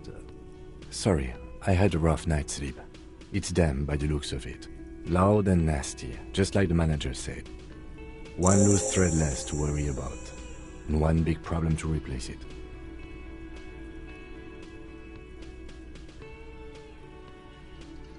That would just escalate tensions. No captain would sign off on it.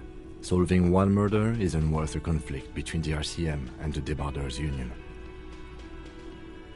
In fact, even the death of 2 detectives might not. One more thing before. Good. A power move. Purposefully concentrate on something else. Yeah, streetwise. Zoom right past. But aren't you curious to know what they have to say about the murder? They're in no hurry to leave. They think they own the place. Anyway, I leave that choice to you. Whatever you decide is fine by me.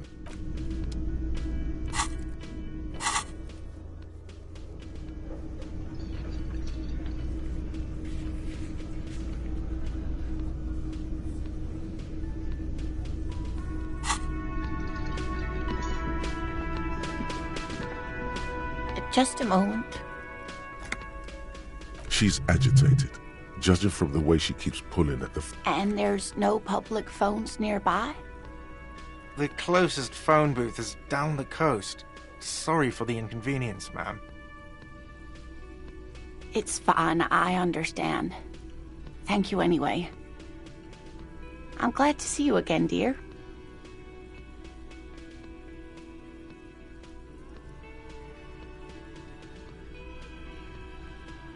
Please don't trouble yourself about me, sweetie.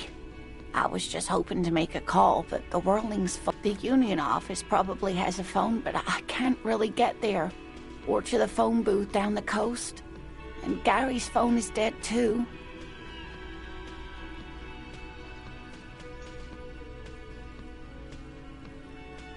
The manager was vague about it.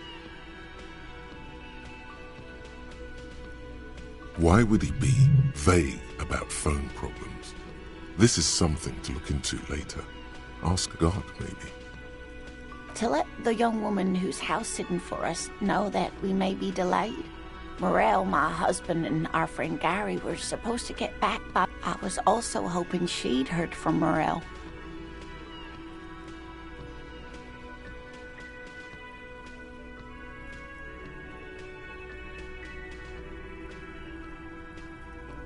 That's just it.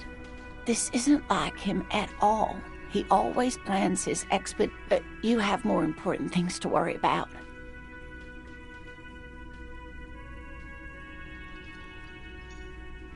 Just some field work, sweetie. Morel is a highly trained scientist. He and his assistant Gary are studying an extremely rare species, but they should have returned by now. They were just going down the coast across... Oh, sweetie, it's nothing like that. Gary's as loyal as they come. I trust him with my husband's life any day.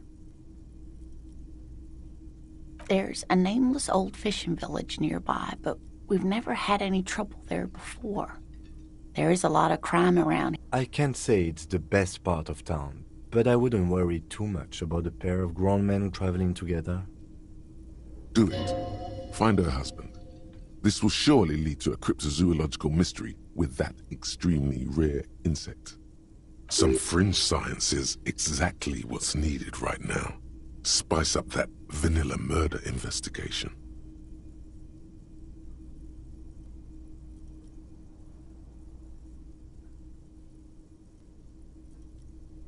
Are you sure we have time to go chasing after bug hunters just now? I did suggest we play it cool, but...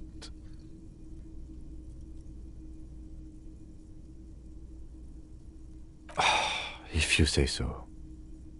Oh, thank you, officers. Truly, I'll be right here if you come across any sign of Morel.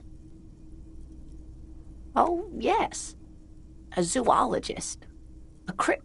It's a pseudoscience that attempts to legitimize research into mythological beasts and urban legends. That's one opinion, yes. And people are entitled to their opinions. She's used to playing off such insults casually, but they still affect her. My apologies, ma'am. I did not mean to undermine your hobby. It's not a hobby, dear. It's a subfield of zoology, one specializing in animal species. Searching for such species called cryptids is difficult and often thankless. And frankly, many scientists... Oh dear, I'm not sure where to begin.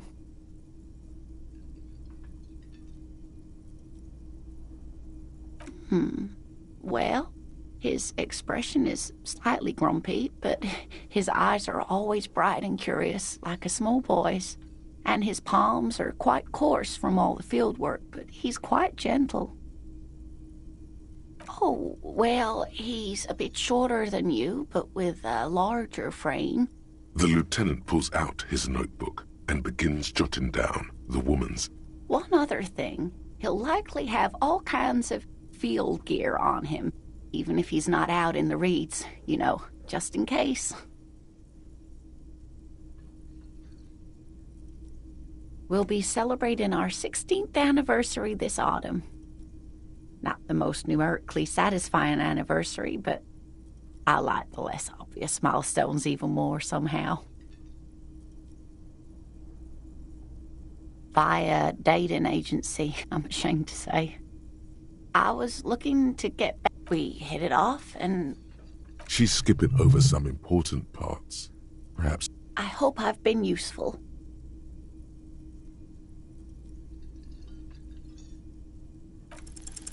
You're an enthusiastic idiot, but you're still an idiot.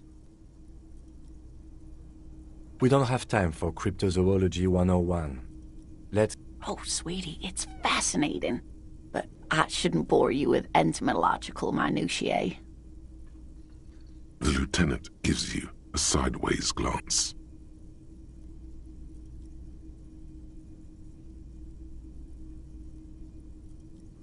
Well, it's a phasmid. Ah yes, Phasmatodia.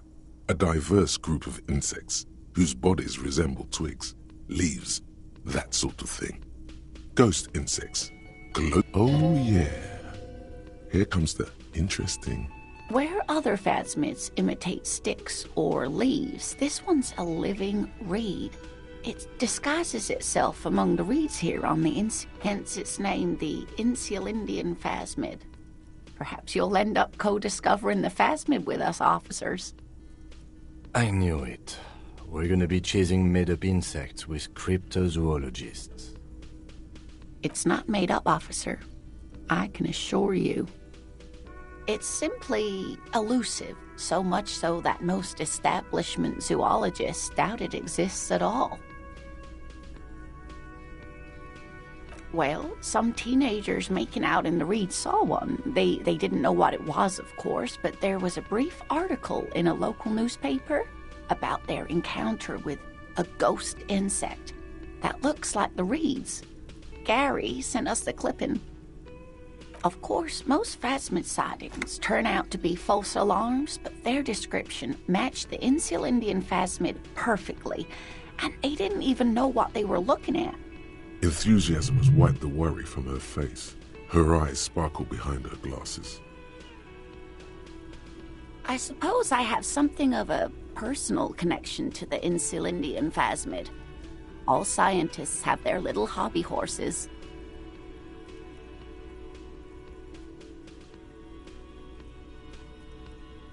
Oh, I doubt it. No one...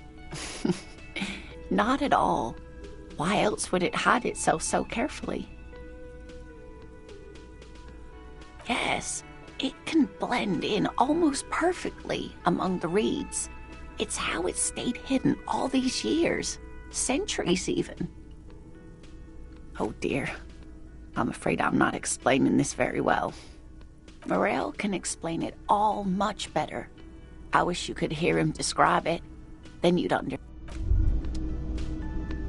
Hey, so we've been monitoring you internally, and now we know your Copo type.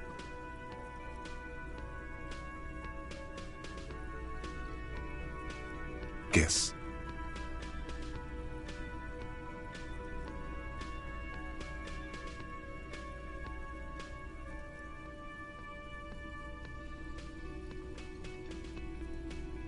No, you're the sorry cop. The cop who's sorriest. Let's make it official then, shall we?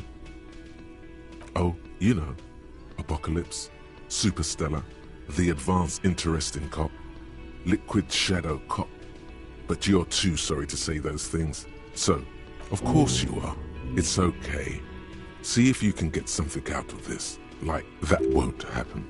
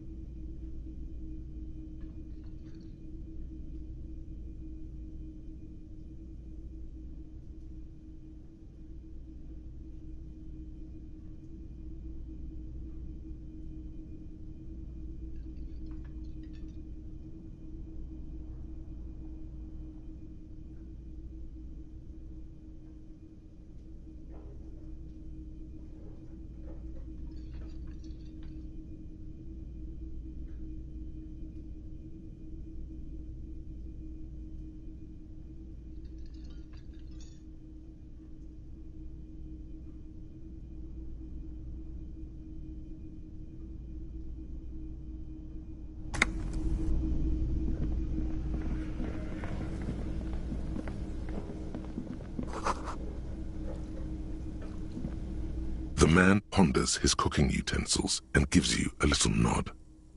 He looks up at you, then shrugging is an international sign for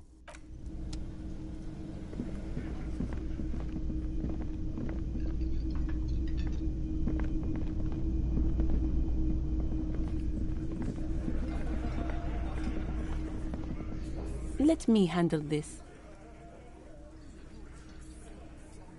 Detective Disorientated, are you still wondering where you are? This is Martinez, in case you forgot. Her entire character has shifted. This young woman is cold as ice. No, I am not a gardener. I'm a legal counselor for the Dock Workers Union. So let's get to it. You're looking for Titus Hardy? That's Titus. Talk to him. But know this. I'll be keeping an eye on... It doesn't matter if you recognize our authority. We will make an arrest. She says nothing. Her glare speaks for her. Like I already told you, I'm a legal counselor. Do you have hearing problems?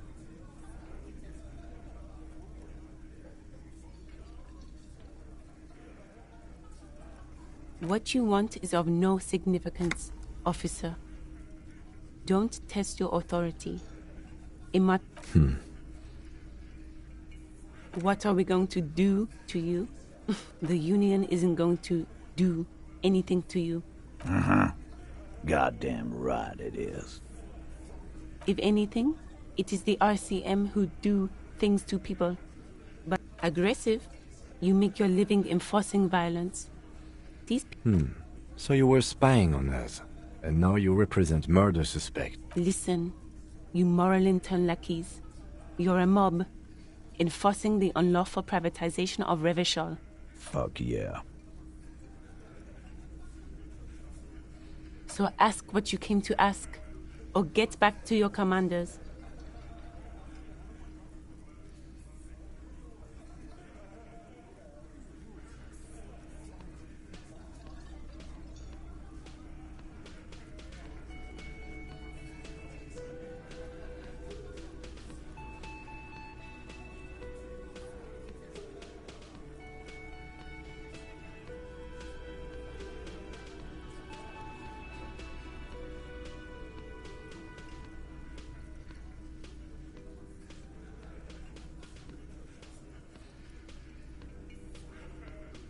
No one is emotional here.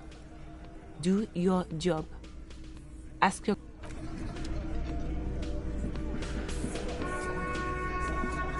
This is where you say your bit.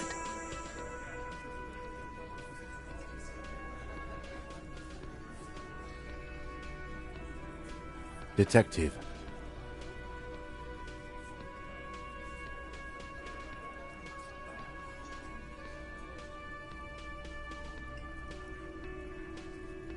Oh, this is about him. You're sure taking your time, waiting for him to get ripe and pretty for you, huh? Oh, he was a real pretty boy by now. Real hot stuff. Time to go to work in the shit factory! Easy, boys. These janitors have a hell of... You might want to start asking your questions now. It's not going to get better than this. The pretty boy. You guys really love talking about that pretty boy. Funny. But my partner and I have a serious matter to discuss with you. Well, maybe you should just fuck off then. Don't worry. We are resourceful. We'll find a good topic for us to discuss. No. I's here. You got business with my boys. You got business with me. He understood what you were doing, taking inventory of them.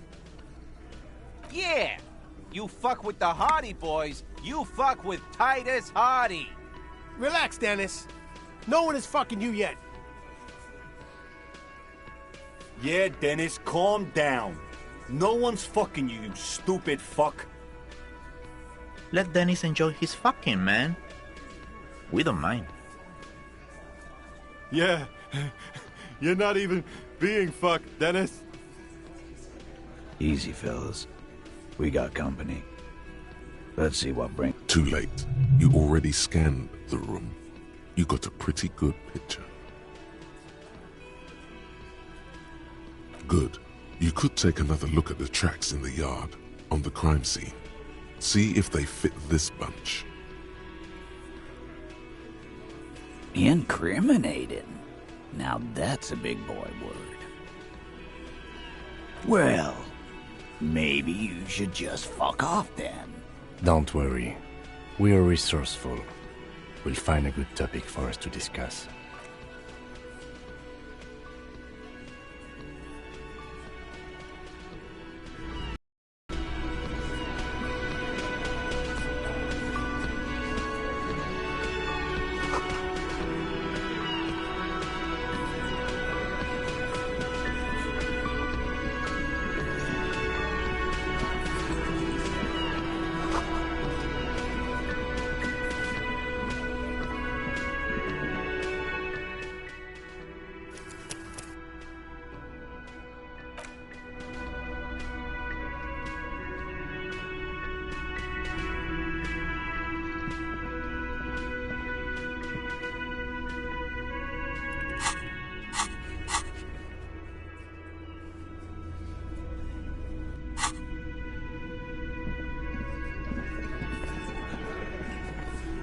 Looks like the circus left town, but the clowns are still here.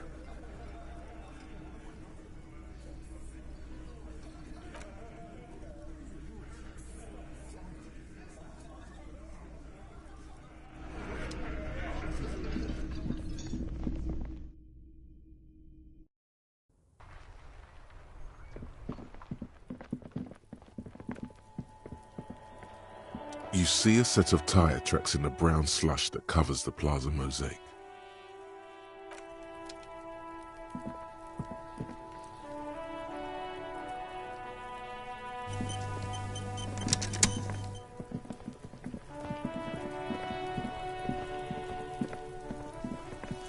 There he still is, looking right through you with his white eyes. The body below is entirely dedicated to...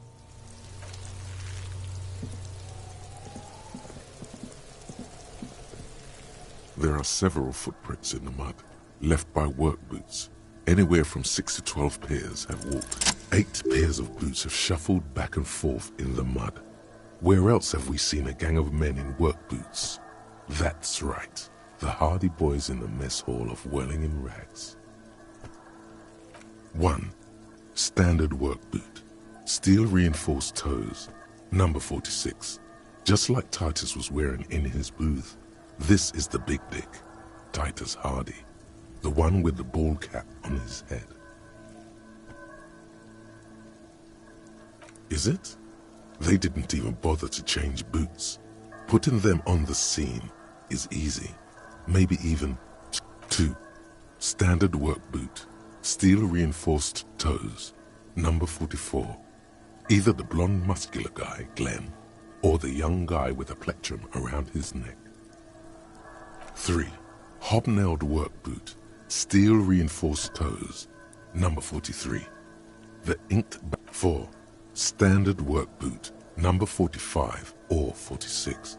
Theo, the old 5. Another standard work boot. Reinforced toes. Number 44. Same as before. Either the musician. 6. Light as air. Same make of boot. But number 41. Small like a rat. Shanky.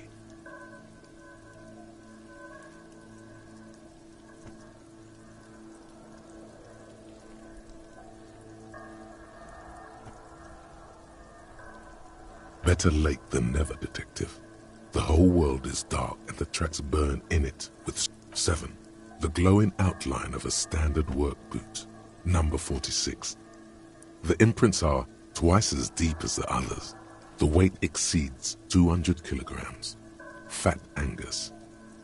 8. Another standard work boot. Number 44. There's an aberration in the pattern of the sole. The right sole is smoother, more worn. Curious. A missing 8th Hardy Boy. 7 sets of tracks, right? The Hardy Boys were here.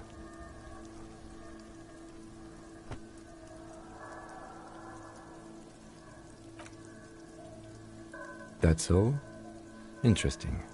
Then one of them seems to be missing. Anything else out of the ordinary? Note to self. This would be a good question to ask Titus. Where's the 8th man? 200. This could be the combined weight of 2 people, one carrying the other who's tied up. Let's say a heavily built worker carrying a similarly built... He might be right. 200 kilograms of living weight is unlikely. Possibly, yes. I'm guessing that's the skinny Hardy Boy, the one with his front teeth missing. Yes, well, he did look a bit like a rat, you're right. Do you think those prints belong to him? I could still be wrong, but I'm probably not.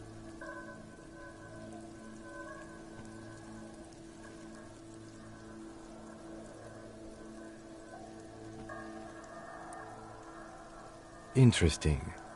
Let's name it the Old Soul. I wouldn't be surprised if this was the missing Hardy Boy. Wonder who he is. Someone operating a workbench with a pedal? Like a joiner at the harbor. Or maybe a drummer?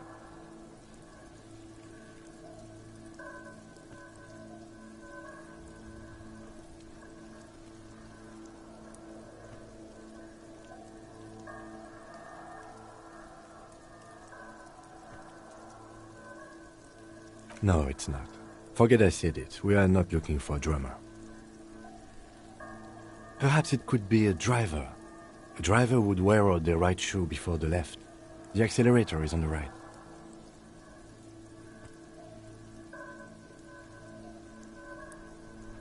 We should keep our eyes open around the traffic jam. See whether anyone strikes out as a potential suspect. Seems prudent, no?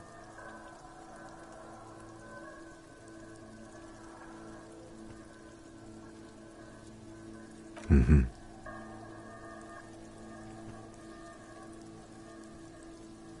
A week, maybe?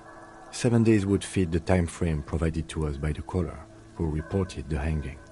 It is not impossible. I pulled last week's forecast for coastal Havashol. 7 days below freezing. The day before, the day of his hanging, was the last warm day.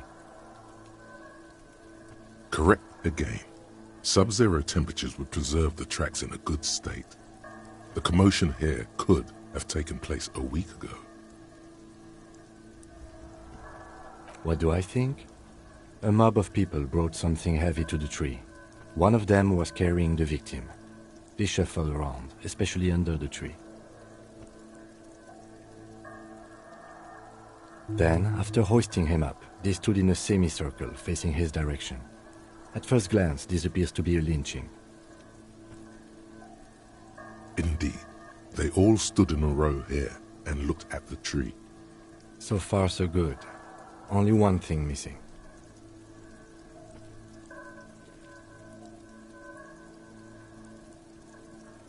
Of course, there were 8 tracks, but there are only 7 Hardy Boys.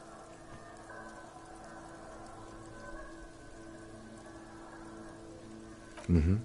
Which one is missing, do you think? I'm going to say it was our old soul.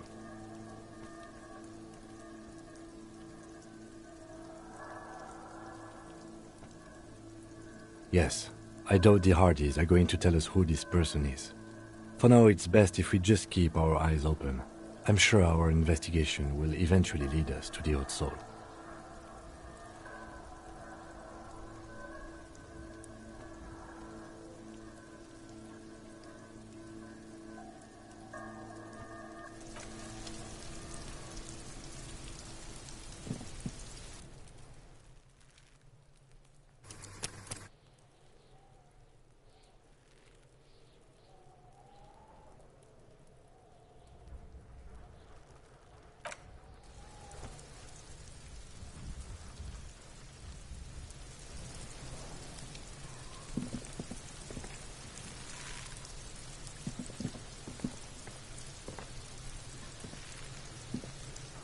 Does Kuno care? Fucking right, pig. Kuno's filling bathtubs with that shit. Kuno's a kingpin. Fuck no, pig. Kuno ain't dealing to the popo. Not doing the pork pen for your... He's got to at least know a source. Look at him. You need to figure this out somehow. You need to befriend him first. Kuno doesn't fuck...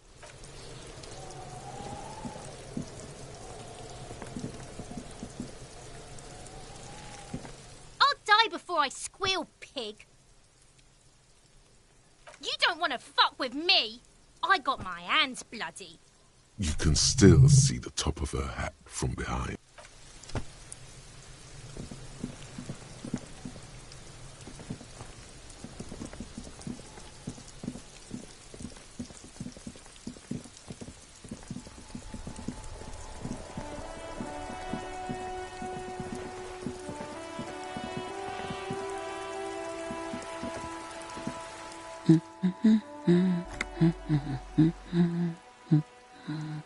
Yes? Hello? Me? No one. I'm just a working class woman. She doesn't really want to be disturbed that much. If she's such a working-class woman, why isn't she working?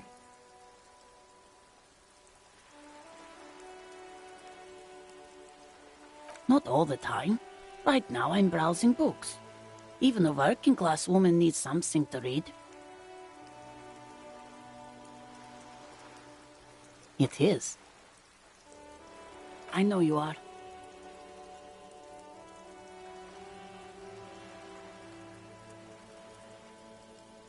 What with?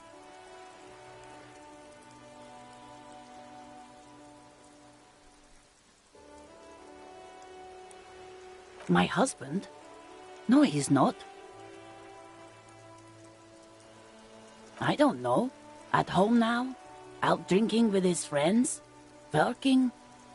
Where is this going, officer?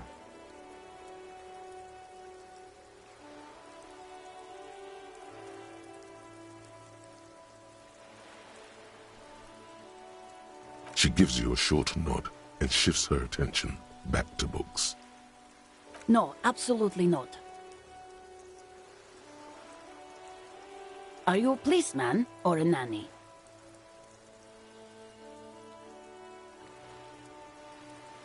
They are not missing, sir. You know where they are. They're at home, smoking, giving the ladder of vices a chance. What? That's just... My daughters are perfectly fine. They're with their friends down in Shamrock. They're almost grown up now anyway. They're past the age they need me protecting them from everything now. My youngest girl, Jolie, is just shy of 16. Jenny, she is turning 18 next month. But we should... Why do you need to know this? Haven't I repeatedly told you that they're not missing? That they're in Shamrock, safe... Did someone say party? You could use a party. Hunt it down.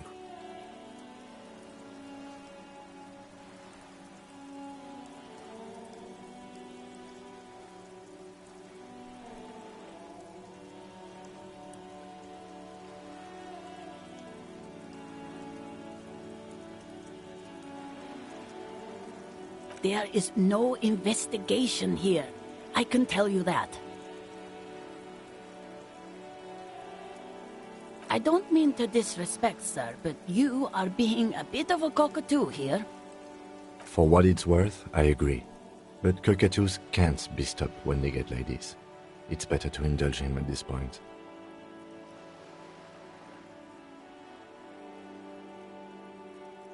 I don't even have a cockatoo. And guess what?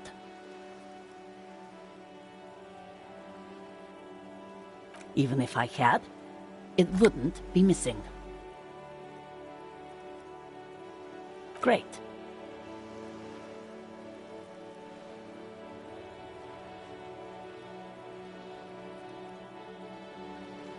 Nothing. Go read up on them if you're so interested. There's a great book in the books. Maybe you should. What if the cockatoo is your astral captain? Or your heraldic bird?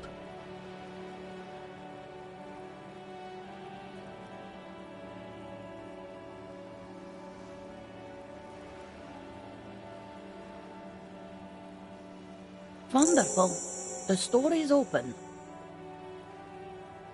Her hands move over the book covers. The tips of her fingers look rough.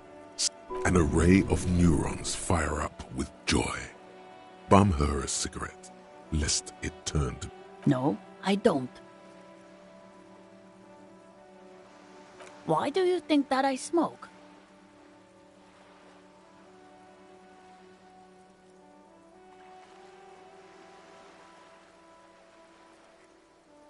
You're right, we do smoke Varsen.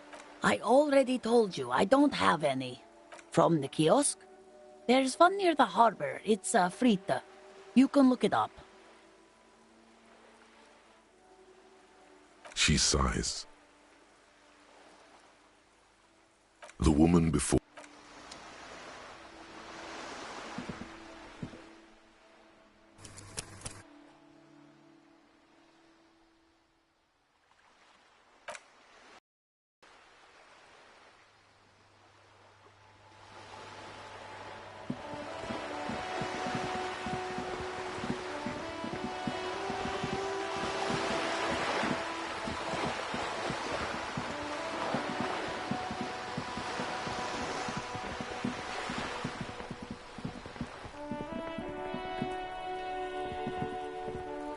This is a wall on the side of an apartment building.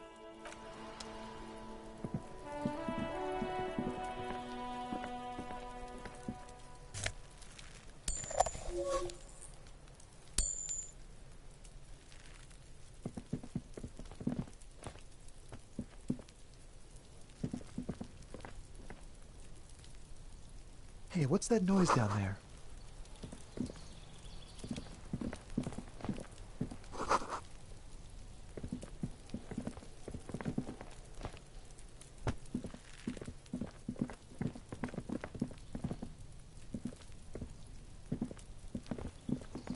There must be another way into the building.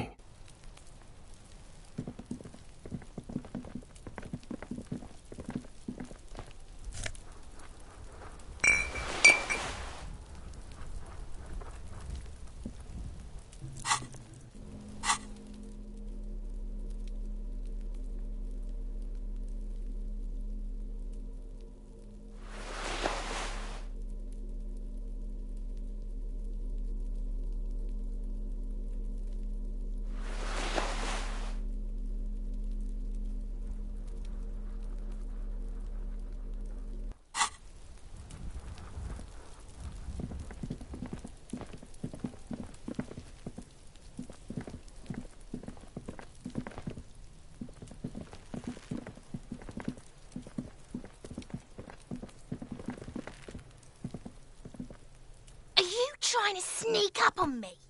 Come to... Apparently, she doesn't like people standing behind her back. Pigs come to take me out. Trying to snuff me out.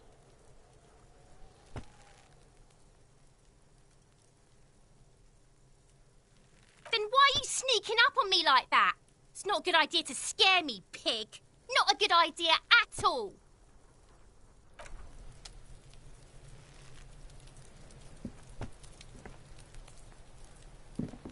Trying to sneak up.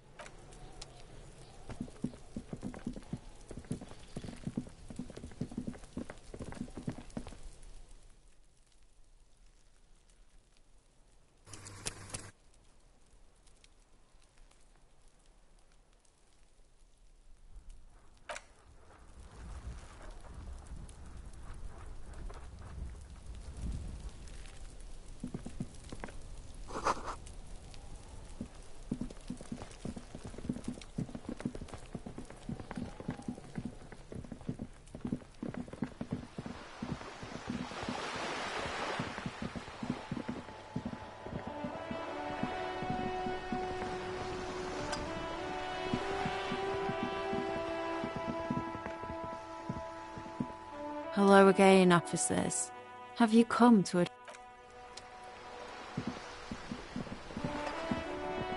A sturdy metal door guards the southwest. The door rattles again. Stop banging on the door. I'm not living anymore. Doesn't matter who I am. Now go on. Ha! The police. Everyone knows the police don't come round here. No. I already told... Go check the backyard door. Backyard door. There must be another entrance to the east.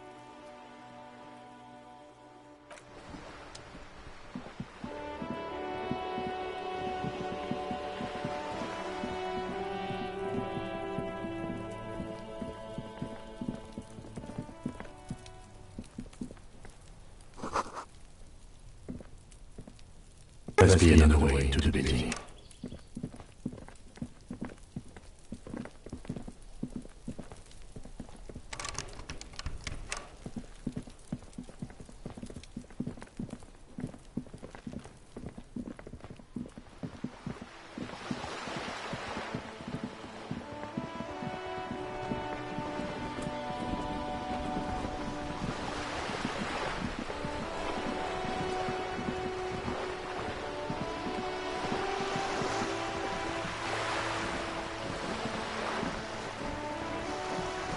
You're back.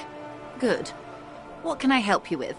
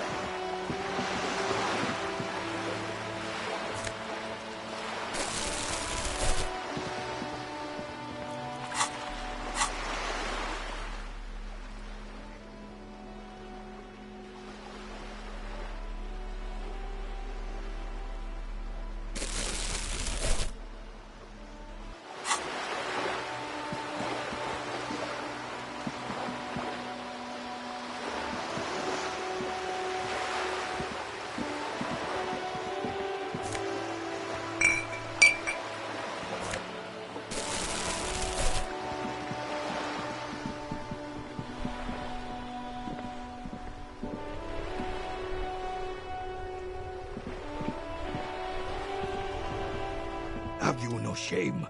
Whining about your back every time you bring out the measuring tape. René, you're a man with a fork in a world of soup. Please, let's just try to enjoy the game, alright? I'm trying to, but you keep breaking my concentration. You're old. I can see that. These manly men are playing balls. This is a ball game. Grab a ball and play it. Don't ask questions. Shoot first. Ask questions never.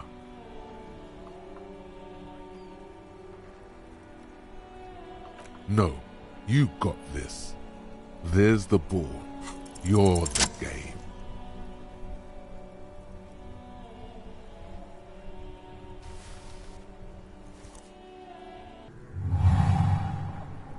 You are immediately surprised by the ball's lack of weight. No matter, you'll make it work. God, this is right. You feel the familiar tremble of excitement and adrenaline that precedes every victory. Time has frozen.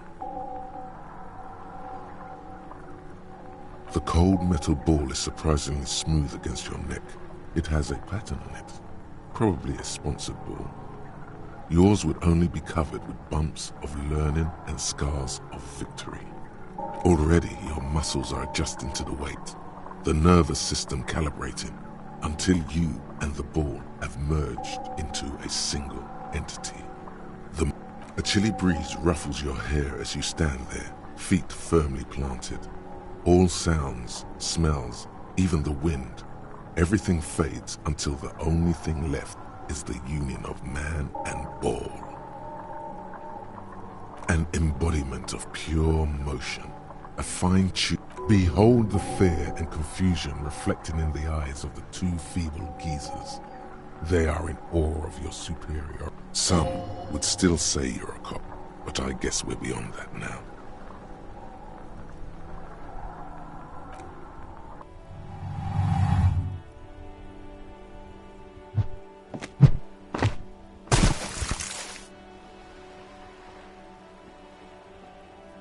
Merde! Bordel de merde! What the hell is your problem?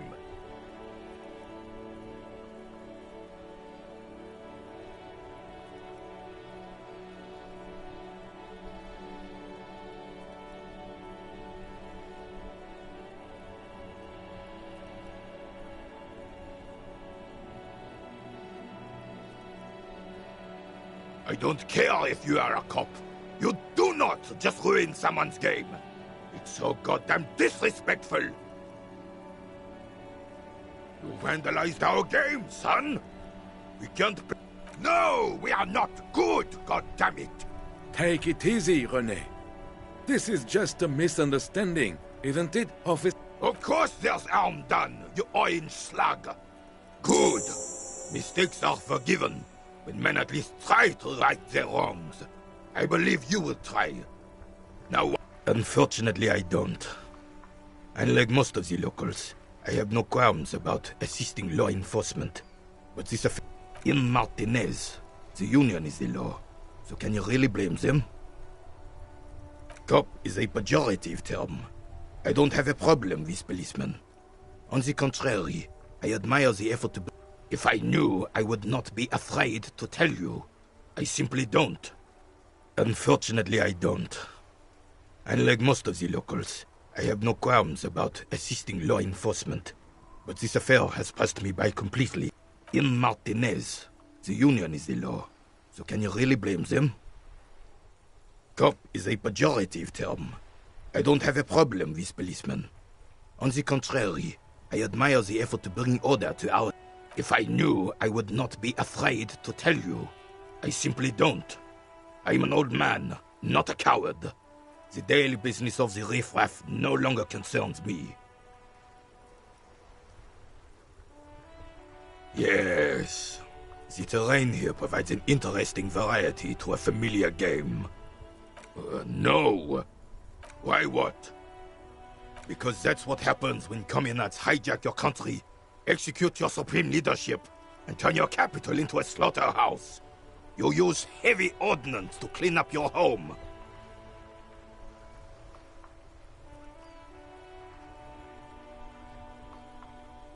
Sadly, no. It was the fault. Should have fought dirty, like they did with their suicide sex cult propaganda and mad anarchist women strapped to shrapnel bombs. We didn't though, and we lacked. This place is a damn beachhead, son. They had to soften the. Yes, the military coordinated amphibious landing to take back. Martinez was used as one of the 3 footholds in Revachol during Operation Deathblow in 08. The other 2 are off in Stella Maris and the Delta. This here is Blood Ground, where Coalition boots first met. Blood Ground. You got old René going there. Like he isn't hang. Don't get me wrong, officer. I hate those foreign dogs, but... Damn right, son. They laid the fire of hell on the city before they stormed it. The rest of the city got cleaned up, but Martinez they keep as a monument. Well, it's your own damn fault. You, we, the Coalition have... You don't even begin to truly understand the players at the table, let alone the specific circumstances surrounding the... Thinking men have opinions on these things. Present one.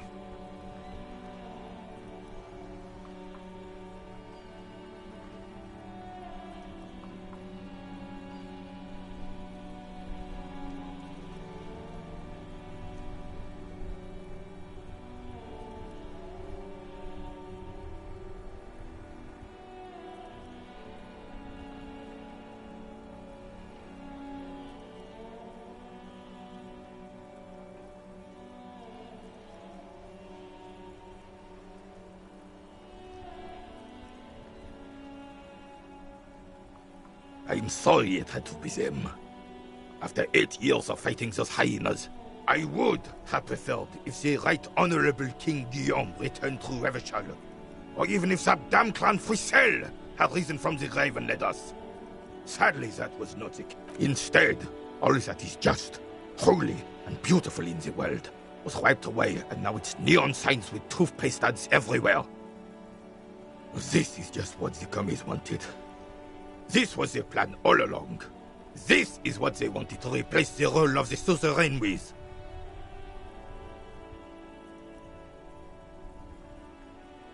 Damn Frissel. He was a king we couldn't protect. The Carabineers failed him, and the crown. He died in the hands of the Hyperlay, in a very public execution. He slouches as he says that. It makes him smaller, admitting they left the king to the mob.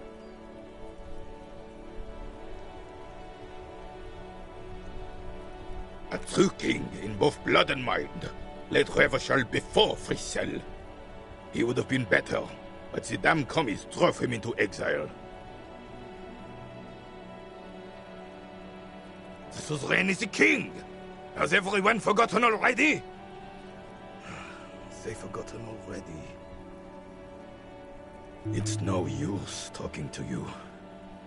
You were still in Daddy's balls when it happened. When we took our last stand against the Filth and rode the cavalry straight into gunfire.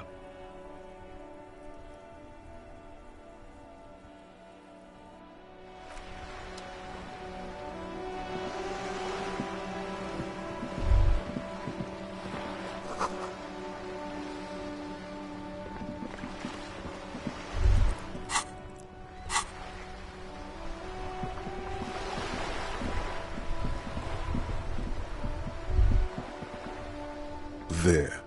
Working class drunk. You know what this means, right?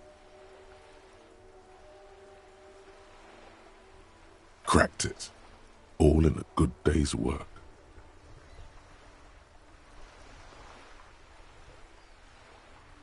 What do you mean, what did I crack? Look at how working class that drunk is.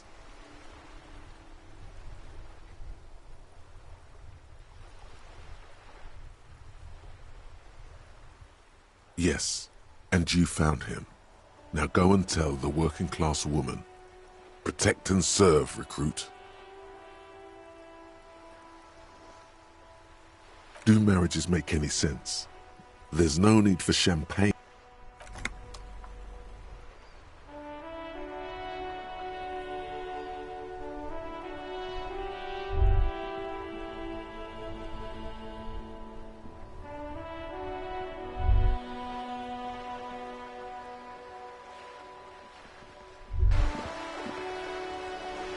The sight of bullet holes stirs something in you, making you forget the lieutenant's surname. Where?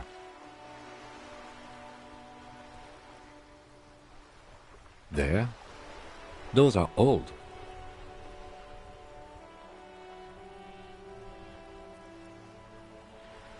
Yes, the one that happened half a century ago.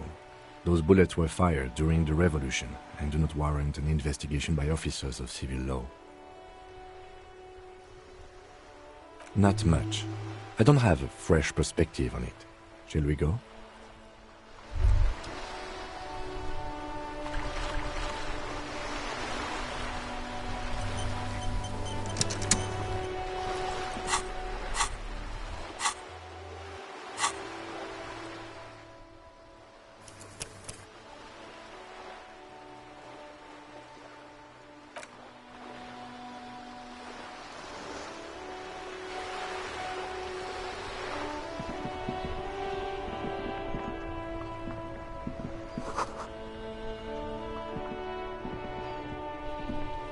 This Post-Levantorie mail collection box has been heavily vandalized with graffito. A closer in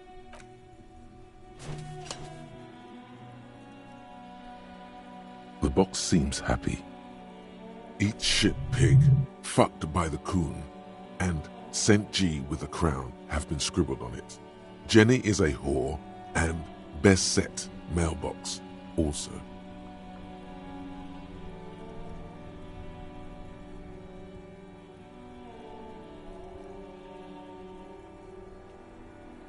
The mail collection box seems cathartic, thankful even. So do you. You shudder. Then you swallow.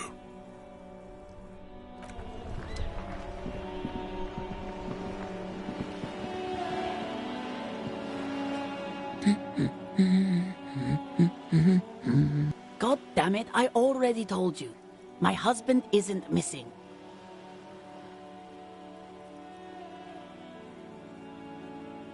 Very well then. Where is he? Excuse me? I don't follow. Right, 'cause working class women come with alcoholic husbands. You know what?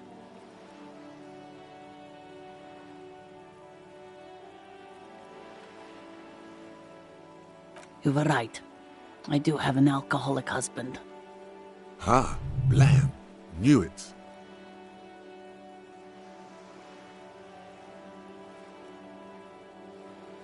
No, he's not. Or maybe he is, I don't know. He's probably in the park or in Shamrock somewhere. Drinking with... I haven't seen him for... Well, to hell... I wouldn't be so sure. Man, just to be completely clear, do you... Report what? He's just out drinking with his friends. I'm sure the police has better things to do than to chase down local goofballs. She sighs, but you can detect a slight hint of gratitude. All right, go ahead. Do you have any questions? Honestly, not that different from you.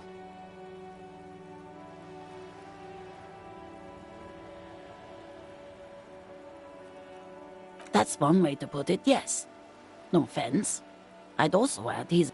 What else? He was wearing a dark brown leather jacket with a bright blue inner lining. The lining is hand-sewn. I made... It's his cool jacket. God knows it's... Who cares about the cold when you have your cool jacket to wear? I even tried throwing it away once, but he just dug it out of the bin. Can you believe it? Well, what can you do?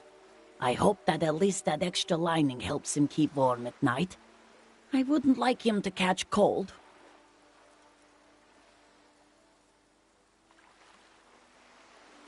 Yesterday morning, he went to the library. He went to retrieve my book, and he promised he'd walk straight back home. Because we talked about this. We talked about not wandering off again. I don't know what to do. I honestly don't know what to do. Gone for around 36 hours then. Damn, this is... She turns away from you in an attempt to recover. So you are going to look for him. Thank you. Please do. Even though... I'm sure he will too. When he does, would you let Precinct 57? I will. Of course, officer. As I said, it's probably nothing. Right. What about him? She gives you a short nod before...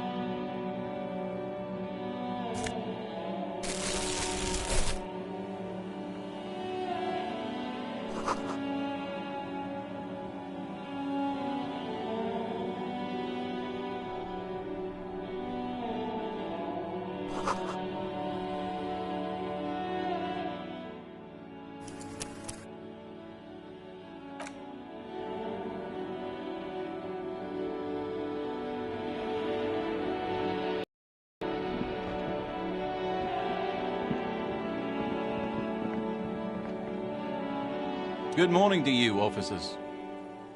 A burly man hangs out by the waterlock, carving up a generous serving of salami with an old hunter's knife. His eyes are fixed on a man stranded on the other side of the waterlock and on an enormous billboard. His posture is relaxed. Despite his powerful build and a knife in his hand, this man resorts to physical intimidation only infrequently, if at all.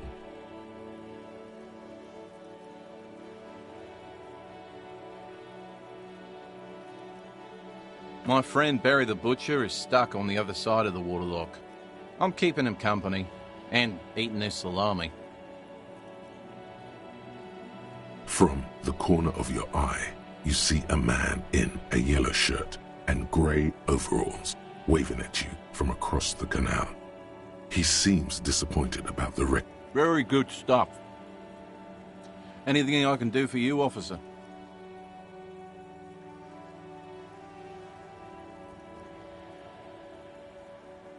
I wasn't here to witness it, but those look like tire tracks on that sign.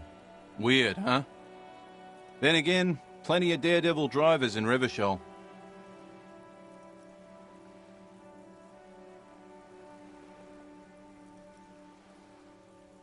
The words, daredevil driver, sound ominous. Too bad it also takes a year and a day to repair anything around here. Especially a water lock. The rest of the coast is closed off till then.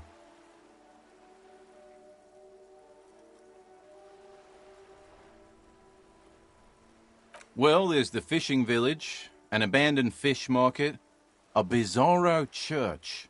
Not much use to the congregation, though. There always seems to be something wrong with it. Yeah, not really much else. Just bombed out ruins.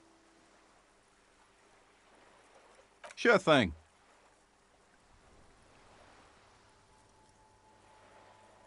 Want some too, officer? Why not?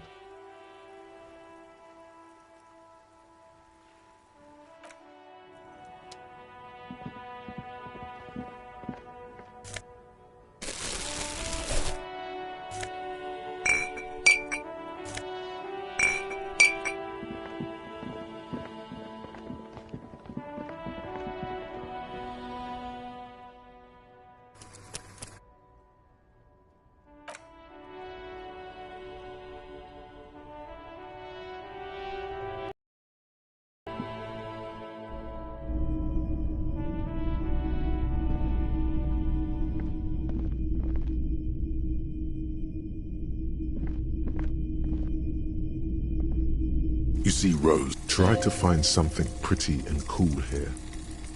Then use it to win her back. Why? What's this? A headless man riding a horse. Oh, that's the Headless Phone Rider. The Headless Phone Rider. It's an urban legend about a man who rides the streets of Revachol sporting a fawn tracksuit. 50 cents. Bargain price. I'll throw in the tiny cap too. I think he's looking for it, or something. That part of the story has many interpretations.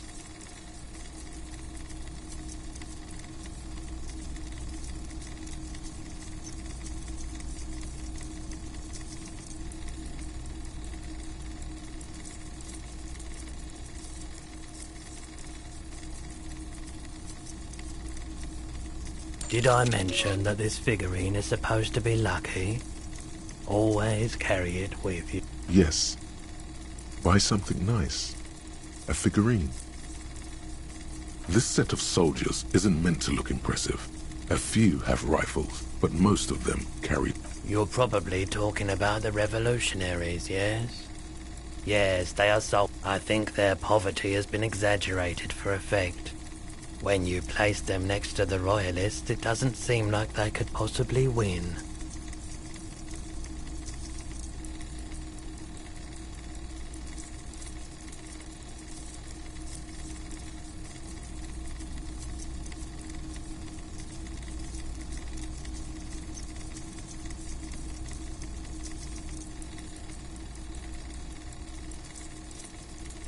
Maybe.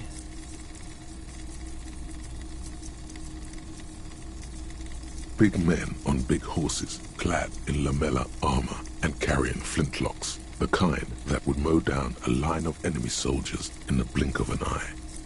Franco-Nigerian knights. I used to be very serious about these guys. A long, long time ago. Hey. Psst. Psst. Hey. Yes, you. Word on the street is you're ready to start building communism again.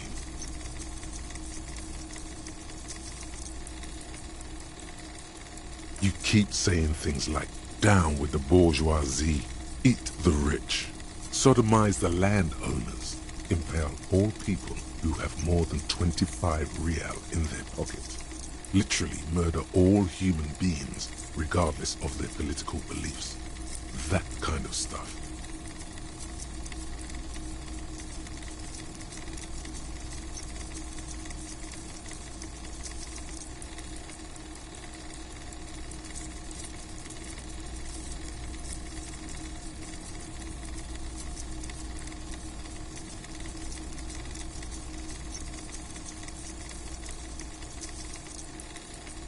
Funky style. Very funky. So tell me, Do you have any questions before we fire up the big communism builder? Or do we get right down to it?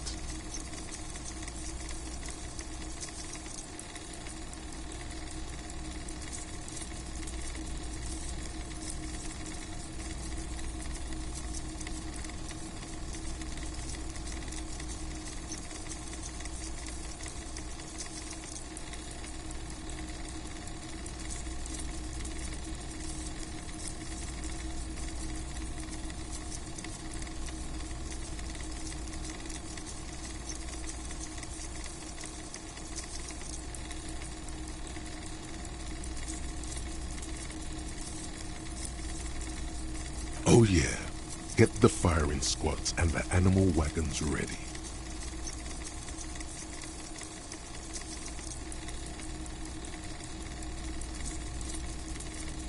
Too late to back out now. You can't make an omelette without breaking a few million eggs.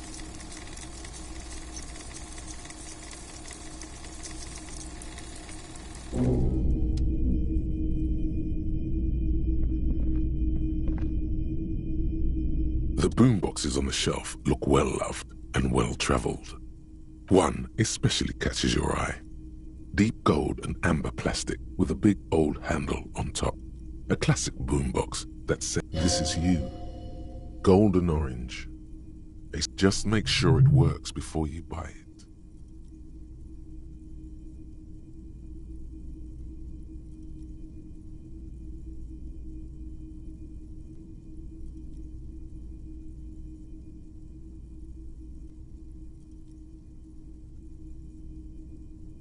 If police work means playing tapes, sure, you can use it for that. Or any other time you'd need to play a tape.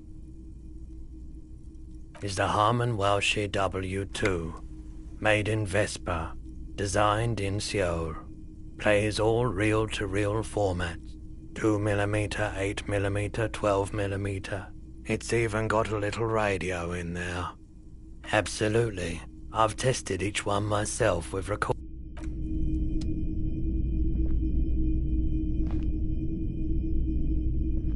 A typical Martinez streetlight sits among assorted floor and table lamps. The light pole has been carefully cut. This would make quite a statement in your living room. 700 real. A bargain, I dare say.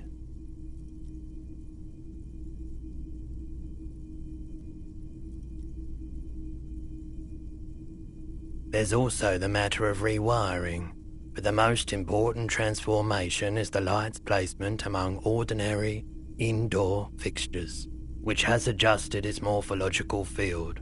The light became suitable for use inside the home just a few days ago.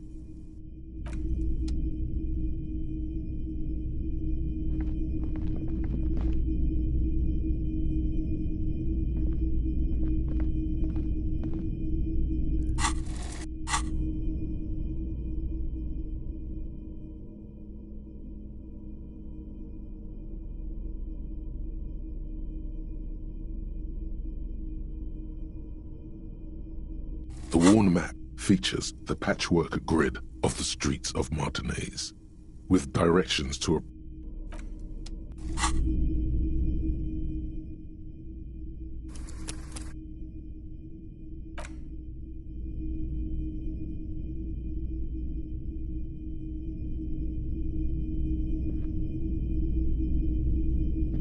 Hello, hello. Let me know if I can help you with anything. I doubt it, but I can try and answer. I do my best to keep my distance from all manner of butch. The pawnbroker's gaze is already fixed on the dancing colors.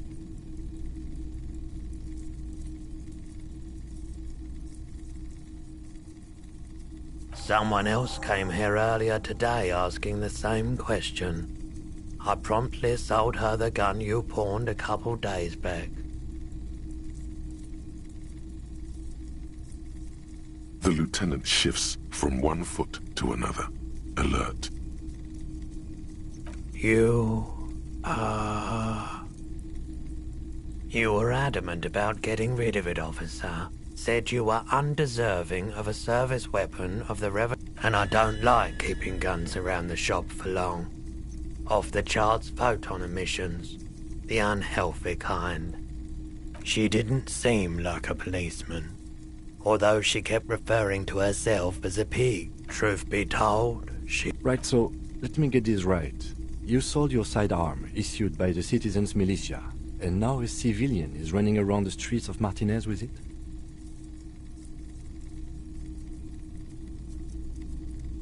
In that case, she'll be happy to get a visit from us, if we can find her.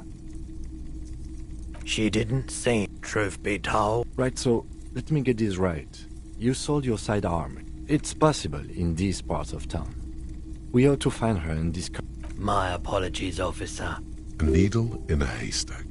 There is nothing you can do about it now. You'll just have to hope you luck upon her somehow. Of course.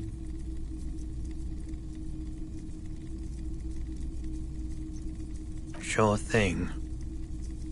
Sure, man. Sure. Let me have a look. Anything else you're thinking of selling?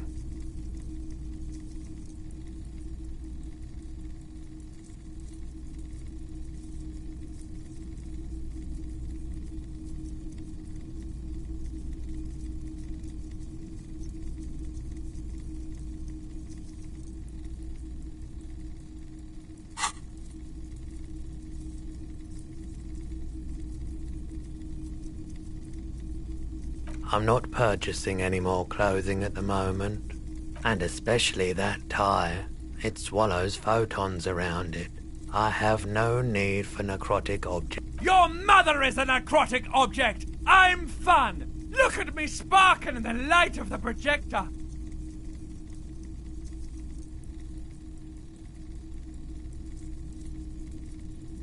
I'm not purchasing, and especially... Your mother is a necrotic object! I'm... Another time, perhaps.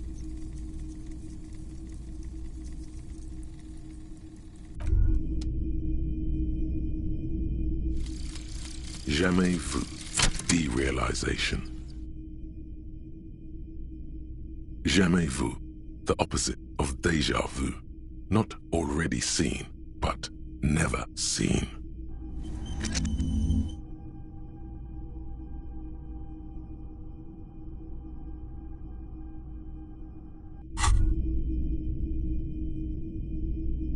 As you turn, a bright light catches your eye, making you squint.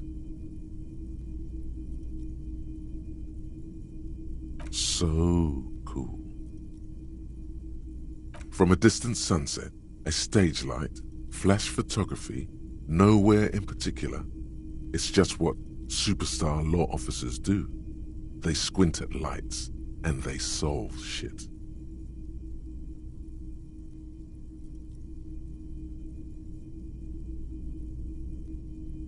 What are you, deaf? They're perfect, like rock star politician and drug addict teacher. Embrace the superstardom you've worked so hard to establish. Yeah, you have. You're a big dick cop, Dick Mullen. Salam Rocky Baye, badass on-the-edge disco cop. Time to recede into a ludicrous fantasy world. Here we go. With a sudden flash, the world freezes around you, and you along with it. In an iconic monochrome solution, a black silhouette against a rasterized orange world. It's on.